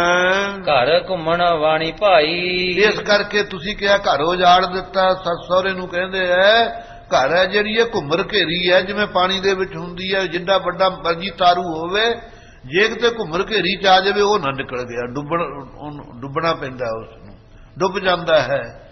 ਜਿਹੜਾ ਘਰ ਹੈ ਘੁੰਮਰ ਘੇਰੀ ਹੈ, ਪਾਪ ਪਥਰ ਤਰਨ ਨਾ ਜਾਈ। ਇੱਕ ਤਾਂ ਸਤ ਸੰਗਤ ਜੀ ਘੁੰਮਰ ਘੇਰੀ ਚ ਆ ਜੇ ਪਾਣੀ ਚ ਆਦਮੀ, ਇੱਕ ਗਲ ਵਿੱਚ ਪੱਥਰਾਂ ਦੀ ਮਾਲਾ ਬੰਨੀ ਹੋਵੇ, ਫਿਰ ਉਹ ਕਿੱਥੇ ਡੁੱਬਣੋਂ ਬਚ ਸਕਦਾ ਹੈ। ਇਸ ਤਰ੍ਹਾਂ ਨਾਨਕ ਔਗਣ ਜੇਤਰੇ ਤੇਤੇ ਗਲੀ ਜੰਜੀਰ, ਬਕਾਰ ਪਾਥਰ ਗਲੇ ਬੰਨ੍ਹਦੇ ਨਿੰਦ ਪੋਟ ਸਰਾਏ, ਸੰਸਾਰ ਸਾਗਰ ਪਾਰ ਲੰਘਣਾ ਪਾਰ ਨਾ ਭਰਨਾ ਜਾਏ। ਜਿੰਨੇ ਵਿਸ਼ੇ ਵਿਕਾਰ ਭੋਗਦੇ ਆ ਸੱਚ ਇਹ ਪੱਥਰ ਨੇ, ਇਹ ਤਾਂ ਗਲ ਨਾਲ ਵੱਜੇ ਹੋਏ ਨੇ ਆਪਣੇ। ਨਿੰਦਿਆ ਦੀ ਪੰਡ ਸਿਰ ਦੇ ਉੱਤੇ ਹਰਿਕ ਦੇ ਚੱਕੀ ਹੋਈ ਹੈ, ਕੋਈ ਹੈ ਜਿਹਦੇ ਨਹੀਂ ਚੱਕੀ ਸਿਰ ਦੇ ਤੇ ਨਿੰਦਿਆ ਦੀ ਪੰਡ? ਵਾਹਿਗੁਰੂ ਕਿਰਪਾ ਕਰੇ ਜਿਹਦੇ ਤੇ ਉਹੀ ਬਚ ਸਕਦਾ, ਨਹੀਂ ਤਾਂ ਨਿੰਦਿਆ ਤੋਂ ਤਾਂ ਕੋਈ ਬਚਿਆ ਨਹੀਂ ਹੈ। ਜੇ ਕਹੀਏ ਨਾ ਕਰਕੇ ਤਾਂ ਸੱਚ ਕਹਿਣਾ ਚੰਗਾ, ਤੂੰ ਸੱਚ ਕਹਿਣਾ, ਚਾਹੇ ਸੱਚ ਹੀ ਕਹਿਣਾ, ਪਰ ਤੇਰੇ ਸੱਚ ਨਾਲ ਦੂਜੇ ਦਾ ਹਿਰਦਾ ਤਾਂ ਦੁਖਦਾ ਹੈ। ਤੂੰ ਹੀ ਸੱਚ ਕਹਿਣ ਜਾਣਦਾ ਹੈ, ਹੋਰ ਵੀ ਸੱਚ ਕਹਿਣ ਜਾਣਦੇ ਨੇ, ਤਾਂ ਕੀ ਲੈਣਾ? ਇਸ ਕਰਕੇ ਸਾਧ ਸੰਗਤ ਜੀ ਨਿੰਦ ਪੋਟ ਸਰਾਏ, ਨਿੰਦਿਆ ਦੀ ਪੰਡ ਸਿਰ ਦੇ ਉੱਤੇ ਚੱਕੀ ਹੋਈ ਹੈ, ਗਲ ਦੇ ਵਿੱਚ ਬਕਾਰਾਂ ਦੇ ਪੱਥਰ ਬੰਨੇ ਹੋਏ ਨੇ, ਫੇਰ ਤਰਨਾ ਤਾਂ ਬੜਾ ਹੀ ਔਖਾ ਹੈ। ਇਕੱਲੇ ਤੋਂ ਨਹੀਂ ਤਰਿਆ ਜਾਂਦਾ ਸਰੀਰ ਲੈ ਕੇ, ਜਿਹਦੇ ਗਲ 'ਚ ਪੱਥਰ ਪਾ ਦਈਏ ਤੇ ਸਿਰ ਦੇ ਉੱਤੇ ਪੰਡ ਰੱਖ ਦਈਏ, ਉਹ ਕਿਵੇਂ ਤਰੇਗਾ? ਇਹ ਗੁਰਬਾਣੀ ਦੀ ਗਵਾਹੀ ਹੈ, ਸੱਚ ਨਹੀਂ, ਫੇਰ ਪਾਰ ਨਹੀਂ ਪਿਆ ਜਾਣਾ ਹੈ। ਤਾਂ ਆਪ ਜੀ ਕਹਿੰਦੇ ਘਰ ਘੁੰਮਣ ਬਾਣੀ ਭਾਈ, ਪਾਪ ਪੱਥਰ ਤਰਨ ਨਾ ਜਾਈ। ਪਾਪ ਜਿਹੜੇ ਕੀਤੇ ਨੇ ਉਹ ਪੱਥਰਾਂ ਦੀ ਨਿਆਈ ਨੇ, ਭਾਰ ਸਿਰ ਦੇ ਉੱਤੇ ਹੋਵੇਗਾ, ਤਰਿਆ ਨਹੀਂ ਜਾਣਾ ਸੰਸਾਰ ਸਮੁੰਦਰ ਤੋਂ। ਮੁਕਤੀ ਦੇ ਕਿਨਾਰੇ ਤੇ ਲੱਗਿਆ ਨਹੀਂ ਜਾਣਾ। ਭਉ ਬੇੜਾ ਜਿਉ ਚੜਾਊ। ਫਿਰ ਕੀ ਕਰਨਾ, ਇਹਦਾ ਯਤਨ ਕੀ ਹੈ? ਅਖੀਰ ਤੇ ਦੱਸਦੇ ਨੇ ਭਉ ਬੇੜਾ ਜਿਉ ਚੜਾਊ। ਭੈ ਧਾਰੋ ਸਤਿਸੰਗ ਜੀ ਪਰਮੇਸ਼ਰ ਦਾ। ਭੈ ਬਿਨ ਭਾਵ ਨਹੀਂ ਉਪਜੈ, ਭਾਵ ਬਿਨ ਭਗਤ ਨਹੀਂ ਹੋਏ ਤੇਰੀ। ਕਹਿ ਰਵਿਦਾਸ ਇੱਕ ਬੇਨਤੀ ਹਰ ਸਿਉ ਪੈਜ ਰੱਖੋ ਰਾਜਾ ਰਾਮ ਮੇਰੀ। ਸੋ ਸਤ ਸੰਗਤ ਜੀ ਭੈ ਤੋਂ ਬਿਨਾ ਪ੍ਰੇਮ ਨਹੀਂ ਪੈਦਾ ਹੁੰਦਾ, ਪ੍ਰੇਮ ਤੋਂ ਬਿਨਾ ਭਗਤੀ ਨਹੀਂ ਹੁੰਦੀ, ਭਗਤੀ ਤੋਂ ਬਿਨਾ ਗਿਆਨ ਨਹੀਂ, ਗਿਆਨ ਤੋਂ ਬਿਨਾ ਮੋਕਸ਼ ਨਹੀਂ ਹੈ। ਇਸ ਕਰਕੇ ਭੈ ਦੇ ਬੇੜੇ ਤੇ ਚੜ੍ਹ ਦੇਵੇ ਸਤ ਸੰਗੀ ਇਸ ਮਨ ਨੂੰ, ਆਪਣੇ ਹਿਰਦੇ ਨੂੰ। ਕਹੋ ਨਾਨਕ ਦੇਵੈ ਕਾਹੂ। ਪਰ ਮਹਾਰਾਜ ਕਹਿੰਦੇ ਪਾ ਕਿਸੇ ਕਿਸੇ ਨੂੰ ਵਾਹਿਗੁਰੂ ਬਖਸ਼ਦਾ ਹੈ। ਭੈ ਹੋਵੇ ਨਾਲੇ ਭਾਵ ਪ੍ਰੇਮ ਹੋਵੇ, ਫਿਰ ਸਤ ਸੰਗਤ ਜੀ ਜੀਵ ਦੀ ਕਲਿਆਣ ਹੋ ਜਾਂਦੀ, ਇਹਦਾ ਭਲਾ ਹੋ ਜਾਂਦਾ ਹੈ। ਭਨਿਓ ਸ਼ਬਦ ਪਰਮਾਰਥ ਜਾਹੀ। ਜਦੋਂ ਭਾਵ ਭਗਤੀ ਚ ਜੋੜਨ ਵਾਲਾ ਇਹ ਸ਼ਬਦ ਉਚਾਰਿਆ ਗੁਰੂ ਨਾਨਕ ਦੇਵ ਜੀ ਨੇ, ਤਨਕ ਨਾ ਪਰਸਿਓ ਤਿਨ ਮਨ ਮਾਹੀ। ਉਹਨਾਂ ਨੇ ਕੀ ਸਮਝਣਾ ਸੀ? ਜਿਹੜੇ ਸੰਸਾਰੀ ਜੀਵ ਨੇ, ਆਪਾਂ ਨੂੰ ਨਹੀਂ ਸਤ ਸੰਗੀ ਪਤਾ ਲੱਗਦਾ। ਉਹ ਤਾਂ ਕ੍ਰੋਧ ਦੇ ਭਰੇ ਸੀ। ਜਿੱਥੇ ਆਦਮੀ ਕ੍ਰੋਧੀ ਹੋਵੇ ਨਾ, ਉਸ ਨੂੰ ਤੁਸੀਂ ਉਪਦੇਸ਼ ਨਹੀਂ ਦੇ ਸਕਦੇ ਕਦੇ ਵੀ। ਕ੍ਰੋਧ ਆਪ ਬੋਲਦਾ ਹੈ, ਕਹਿੰਦਾ ਅੰਤ ਕਰੋ ਬੰਤਨ ਕੋ ਸੁਰਤ ਬੰਤਨ ਕੋ ਬਦਲੋ ਕਰ ਡਾਰੋ।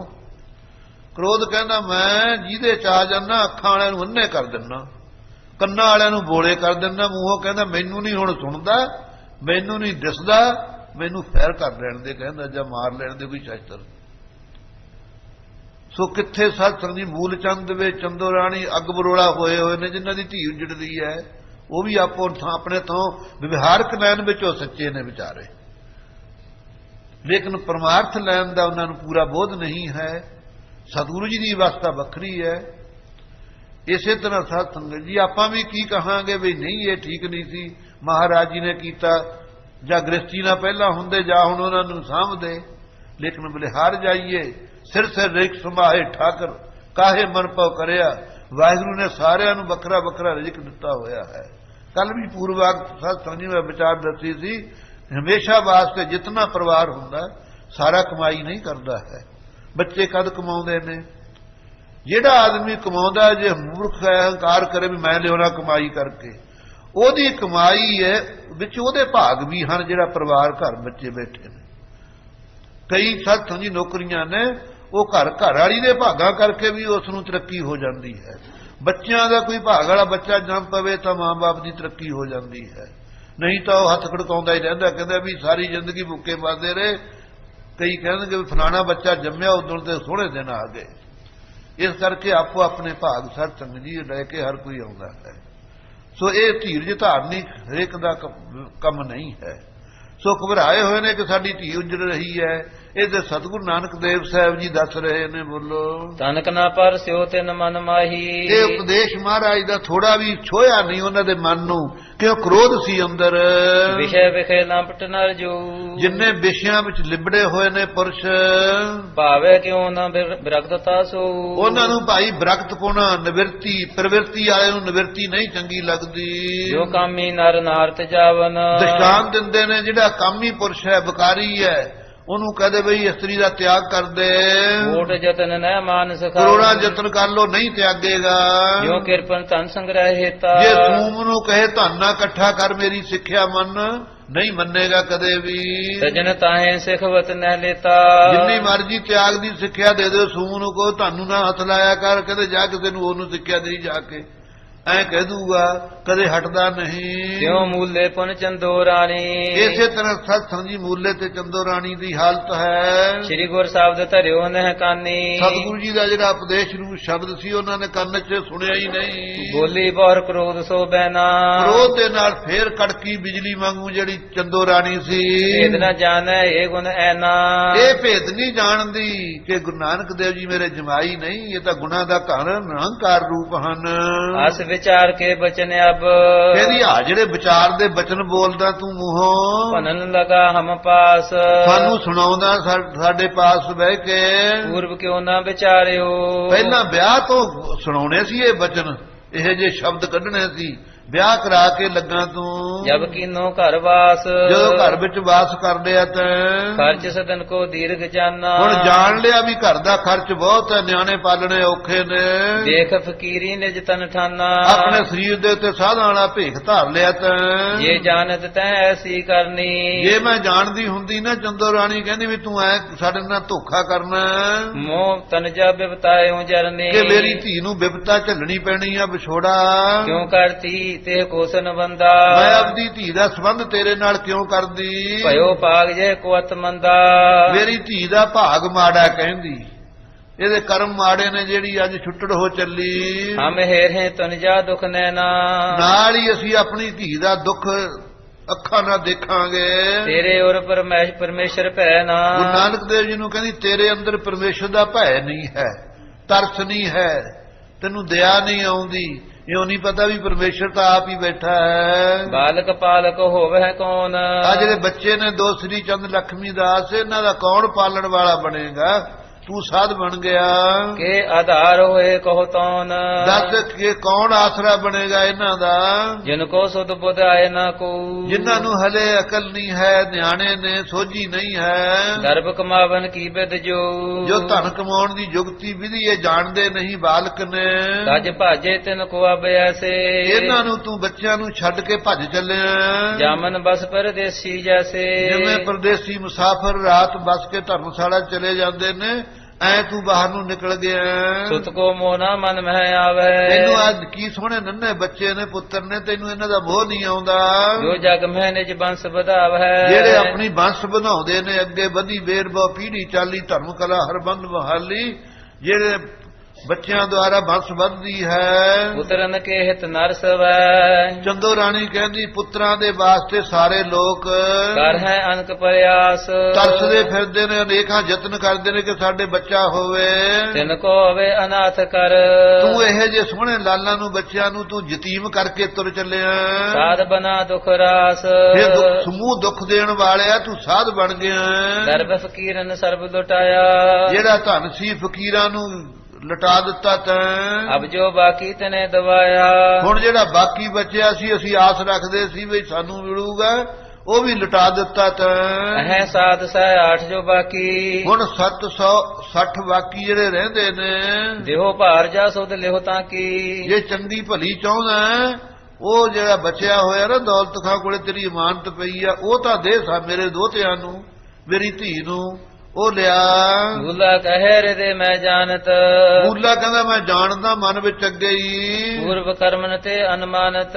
ਮੈਂ ਇਹਦੀਆਂ ਕਰਤੂਤਾਂ ਤੋਂ ਪਹਿਲਾਂ ਹੀ ਅਨੁਮਾਨ ਲਾਉਂਦਾ ਸੀ ਇਹ ਹੋਵਾ ਇੱਕ ਦਿਵਸ ਫਕੀਰਾ ਇਹ ਜਿਹੜਾ ਮੋਦੀਖਾਨਾ ਲੁਟਾਇਆ ਮੈਂ ਵੀ ਇੱਕ ਦਿਨ ਸਾਧ ਬਣੇਗਾ ਇਹ ਪੀ ਤਸਬਿਦ ਕੀਆ ਵੇਖ ਸਰੀਰਾ ਉਹੀ ਬਾਤ ਹੋ ਗਈ ਅੱਜ ਮੈਂ ਪ੍ਰਤੱਖ ਦੇਖ ਲਿਆ ਆਪਦੇ ਜਮਾਈ ਨੂੰ ਸਾਧਾ ਵਾਲਾ ਭੇਖ ਧਾਰੀ ਬੈਠਾ ਸੁਨੇ ਜੈ ਰਾਮ ਨਾਨਕੀ ਬੈਨਾ ਕੋਲੇ ਚੁੱਪ ਕੀਤੇ ਸਤਸੰਗ ਦੀ ਬੀਬੀ ਨਾਨਕੀ ਵੀ ਸੁਣੀ ਜਾਂਦੀ ਹੈ ਨਾਲੇ ਜੈ ਰਾਮ ਮਹਾਰਾਜ ਦਾ ਭਣੋਈਆ ਬੀਬੀ ਨਾਨਕੀ ਦਾ ਪਤੀ ਉਹ ਵੀ ਸੁਣੀ ਜਾਂਦਾ ਗੁਣ ਸ਼੍ਰੀ ਨਾਨਕ ਸਭ ਗੁਣ ਐਨਾ ਇਧਰ ਗੁਣਾ ਦੇ ਖਜ਼ਾਨੇ ਸਤਿਗੁਰੂ ਜੀ ਹਨ ਉਤਰ ਤਿਨ ਕੋ ਦੇ ਨਾ ਕੋ ਮਹਾਰਾਜ ਚੁੱਪ ਕੀਤੇ ਬੈਠੇ ਨੇ ਗਿਆਨਵਾਨ ਹਨ ਕੋਈ ਉੱਤਰ ਨਹੀਂ ਦਿੱਤਾ ਬੋਲੀ ਗਏ ਨਾਲੇ ਚੰਦੋ ਰਾਣੀ ਬੋਲੀ ਗਈ ਨਾਲੇ ਬੂਲਾ ਗੱਲਾਂ ਬਾਤਾਂ ਕਰੀ ਗਿਆ ਕਰੀ ਮਸਟ ਵੜ ਜਾਣੇ ਸੋ ਵੱਡੇ ਸਮਝ ਕੇ ਵੀ ਮਾਤਾ ਪਿਤਾ ਦੇ ਥਾਂ ਲੱਗਦੇ ਨੇ ਸੱਸ ਸਹੁਰਾ ਨੇ ਆਪ ਜੀ ਕੁਝ ਨਹੀਂ ਬੋਲੇ ਦੌਲਤ ਖਾਨ ਨਰੇਸ਼ ਧਨ ਜਦ ਨੂੰ ਸੱਚ ਸਮਝੀ ਦੌਲਤ ਖਾਨ ਹੈ ਜਿਹੜਾ ਧਨ ਸੀ ਭੇਜ ਦਿਓ ਤੇ ਕਾਲ ਉਹਨੇ ਫੈਸਲਾ ਕਰ ਲਿਆ ਸੀ ਕਿ ਅੱਧਾ ਗਰੀਬਾਂ ਨੂੰ ਦੇ ਦੇਣਾ ਮਹਾਰਾਜ ਦਾ ਵੀ ਕਹਿਣਾ ਨਹੀਂ ਬੋਲਣਾ ਦੂਜੇ ਪਾਸੇ ਬੂਲੇ ਨੇ ਆ ਕੇ ਫਰਿਆਦ ਕੀਤੀ ਮੇਰੀ ਧੀ ਮੇਰੇ ਦੋਤੇ ਬੜੇ ਦੁਖੀ ਨੇ ਧਨ ਉਹਨਾਂ ਨੂੰ ਦਾ ਹੱਕ ਬਣਦਾ ਹੈ ਅੱਧਾ ਸਤ ਸੰਗਤ ਜੀ ਦੌਲਤ ਖਾਨ ਨੇ ਘਰ ਨੂੰ ਭੇਜਤਾ ਵੀ ਜਾਓ ਦੇ ਦਿਓ 380 ਰੁਪਏ ਗਰੀਬਾਂ ਨੂੰ ਦੇ ਦਿੱਤੇ 380 ਘਰ ਨੂੰ ਭੇਜੇ ਬੀਬੀ ਨਾਨਕੀ ਦੇ 80 ਅਦਕ ਪੁਨ 300 300 ਤੇ 80 ਰੁਪਏ ਹਨ ਆਨੇ ਨਿਕਟ ਗੋਪਾਲ ਲਿਆਂਦੇ ਸਤ ਸੰਜੀ ਗੁਰੂ ਨਾਨਕ ਦੇਵ ਜੀ ਬੈਠੇ ਸੀ ਬੀਬੀ ਨਾਨਕੀ ਦੇ ਘਰ ਦੀਨ ਜੈ ਰਾਮ ਹੱਥ ਸੋ ਦਰਬਾਰ ਜੈ ਰਾਮ ਨੂੰ ਲਿਆ ਕੇ ਨੌਕਰ ਨੇ ਦੇ ਦਿੱਤੇ ਦੌਲਤ ਖਾਂ ਦੇ ਨੇ ਜੈ ਸੁਲਖਣੀ ਟਿਕਦੀ ਏ ਸਰਬਾ ਉਸ ਨੇ ਮਾਤਾ ਸੁਲਖਣੀ ਨੂੰ ਦੇ ਦਿੱਤੇ ਅਰਧ ਰਹੇ ਸੋ ਖਾਨ ਨਿਰਪਾਲਾ ਅੱਧੇ ਸਤ ਸੰਜੀ ਦੌਲਤ ਖਾਂ ਕੋਲੇ ਰਹਿ ਗਏ ਦੇ ਫਕੀਰ ਨ ਜਾਂ ਵਿਸਾਲਾ ਉਹ ਜਿੱਥੇ ਫਕੀਰ ਸਾਧੂ ਸਨ ਉਹਨਾਂ ਨੂੰ ਭੰਡਾਰਾ ਕਰ ਦਿੱਤਾ ਖਰਚ ਦਿੱਤੇ। ਸੋ ਬਾਸਰ ਤਹਿ ਬੀਤਿਓ ਸਗਰਾ, ਉਹ ਦਿਨ ਸਾਰਾ ਬਤੀਤ ਹੋ ਗਿਆ। ਸਾਸ ਸਸੁਰ ਕੋ ਕਰਤਿਓ ਝਗਰਾ, ਸੱਸ ਸਹੁਰੇ ਨੂੰ ਝਗੜਾ ਕਰਦਿਆਂ ਨੂੰ ਸਾਰਾ ਦਿਨ ਲੰਘ ਗਿਆ। ਰਜਨੀ ਭਈ ਆਨ ਕਰ ਜਬਹੀ, ਜਦੋਂ ਆ ਕੇ ਰਾਤ ਪ੍ਰਵੇਸ਼ ਹੋਈ, ਭੋਜਨ ਕਰ ਪੌਡੇ ਘਰ ਸਭ ਹੀ, ਘਰ ਦੇ ਸਾਰੇ ਭੋਜਨ ਛਕ ਕੇ ਸਤਸੰਗ ਜੀ ਬਰਾਜ ਗਏ। ਚੰਦੋ ਰਾਣੀ ਵੀ ਬਰਾਜ ਗਈ, ਮੂਲਾ ਵੀ ਇੱਥੇ ਹੀ ਰਹੇ ਹਨ। ਅਰਣੋਦਤ ਉਠ ਆਰਤ ਹਾਰੀ, ਜਦੋਂ ਅੰਮ੍ਰਿਤ ਵੇੜਾ ਹੋਇਆ ਸਤਿਗੁਰੂ ਜੀ ਉੱਠੇ ਦੁੱਖਾਂ ਨੂੰ ਨਾਸ਼ ਕਰਨ ਵਾਲੇ। ਗਵਨੇ ਜਹ ਸਰਤਾ ਬਰਬਾਰੀ, ਆਪਣੀ ਮੌਜ ਨਾਲ ਹੀ ਜਿੱਥੇ ਬਰਸ ਹੇਠ ਪਾਣੀ ਬੇਈ ਨਦੀ ਦਾ ਚੱਲਦਾ ਸੀ ਚੱਲੇ। ਕਰ ਦਾਤਨ ਮੁਖ ਜਲ ਜਪਖਾਰਾ, ਜਾ ਕੇ ਦਾਤਨ ਕੀਤੀ, ਕਬਰ ਸੀਖਾ ਚਿਹਰਾ ਧੋਤਾ ਗੁਰੂ ਨਾਨਕ ਦੇਵ ਜੀ ਨੇ ਬੇਈ ਨਦੀ ਦੇ ਕਿਨਾਰੇ। ਪੁਨ ਮਜਨ ਕੀਏ ਵੇ ਮਜਾਰਾ, ਬੇਈ ਦੇ ਵਿੱਚ ਇਸ਼ਨਾਨ ਕਰਦੇ ਪਏ। ਵੈਰ ਨਿਕਸ ਕਰ ਪਹੁੰਚ ਸਰੀਰਾ, ਬਾਹਰ ਨਿਕਲ ਕਰਕੇ ਜਲ ਦੇ ਵਿੱਚੋਂ ਆਪਣਾ ਸਰੀਰ ਪੂੰਝਿਆ ਪਰਨੇ ਨਾਲ। ਕੀਨਕ ਪੀਨੇ ਗੁਨੀ ਗਹੀਰਾ, ਆਪ ਜੀ ਨੇ ਲੱਕ ਦੇ ਨਾਲ ਸਤਸੰਗ ਜੀ ਲੰਗੋਟ ਬੰਦ ਸਨ। ਉਹਨੀ ਦਿਨੀ ਸਤਸੰਗ ਜੀ ਸਹਿਜ ਧਾਰੀਆਂ ਦੀ ਸਿੱਖੀ ਸੀ, ਐ ਨਾ ਸਮਝ ਲੈਣਾ। ਇਸੇ ਕਰਕੇ ਨਿਰਮਲ ਭੇਖ ਦੇ ਅੰਦਰ ਬਹੁਤ ਸਾਰੇ ਸਾਧੂ ਕਪੀਨਾ ਗ੍ਰਹਿਣ ਕਰਦੇ ਹਨ। ਸੋ ਆਪ ਜੀ ਦੇ ਸਤਸੰਗ ਜੀ ਲੰਗੋਟੀ, ਜਿਸ ਨੂੰ ਕਪੀਨ ਸੰਗਿਆ ਵੀ ਹੈ, ਜਿਸ ਦੀ ਉਹ ਪਹਿਨੀ ਹੋਈ ਸੀ। ਏ ਸਥਿਤ ਤੈ ਹੇਰਿਓ ਰੋਰਾ, ਆਪ ਜੀ ਜਿੱਥੇ ਬੈਠੇ ਸਤਸੰਗ ਜੀ ਚਿੰਤਨ ਕਰਨ ਵਾਸਤੇ ਕੀ ਦੇਖਦੇ ਆ, ਨੇੜੇ ਹੀ ਉਹ ਪੁਲ ਹੈ ਸਤਸੰਗ ਜੀ, ਹੁਣ ਵੀ ਟੁੱਟਿਆ ਹੋਇਆ ਹੈਗਾ, ਸੁਲਤਾਨਪੁਰ ਪੁਲ ਬੇਈ ਨਦੀ ਦਾ, ਨਿੱਕੀਆਂ ਇੱਟਾਂ ਦਾ। ਉੱਥੇ ਸਤਸੰਗ ਜੀ ਤੁਰਕਾਂ ਨੇ ਮਸੂਲ ਲਾਇਆ ਹੋਇਆ ਸੀ ਵੀ ਜਿਹੜਾ ਪੁਲ ਦੇ ਉੱਤੋਂ ਦੀ ਲੰਘੇ ਉਹਨੂੰ ਟੈਕਸ ਲਾਓ।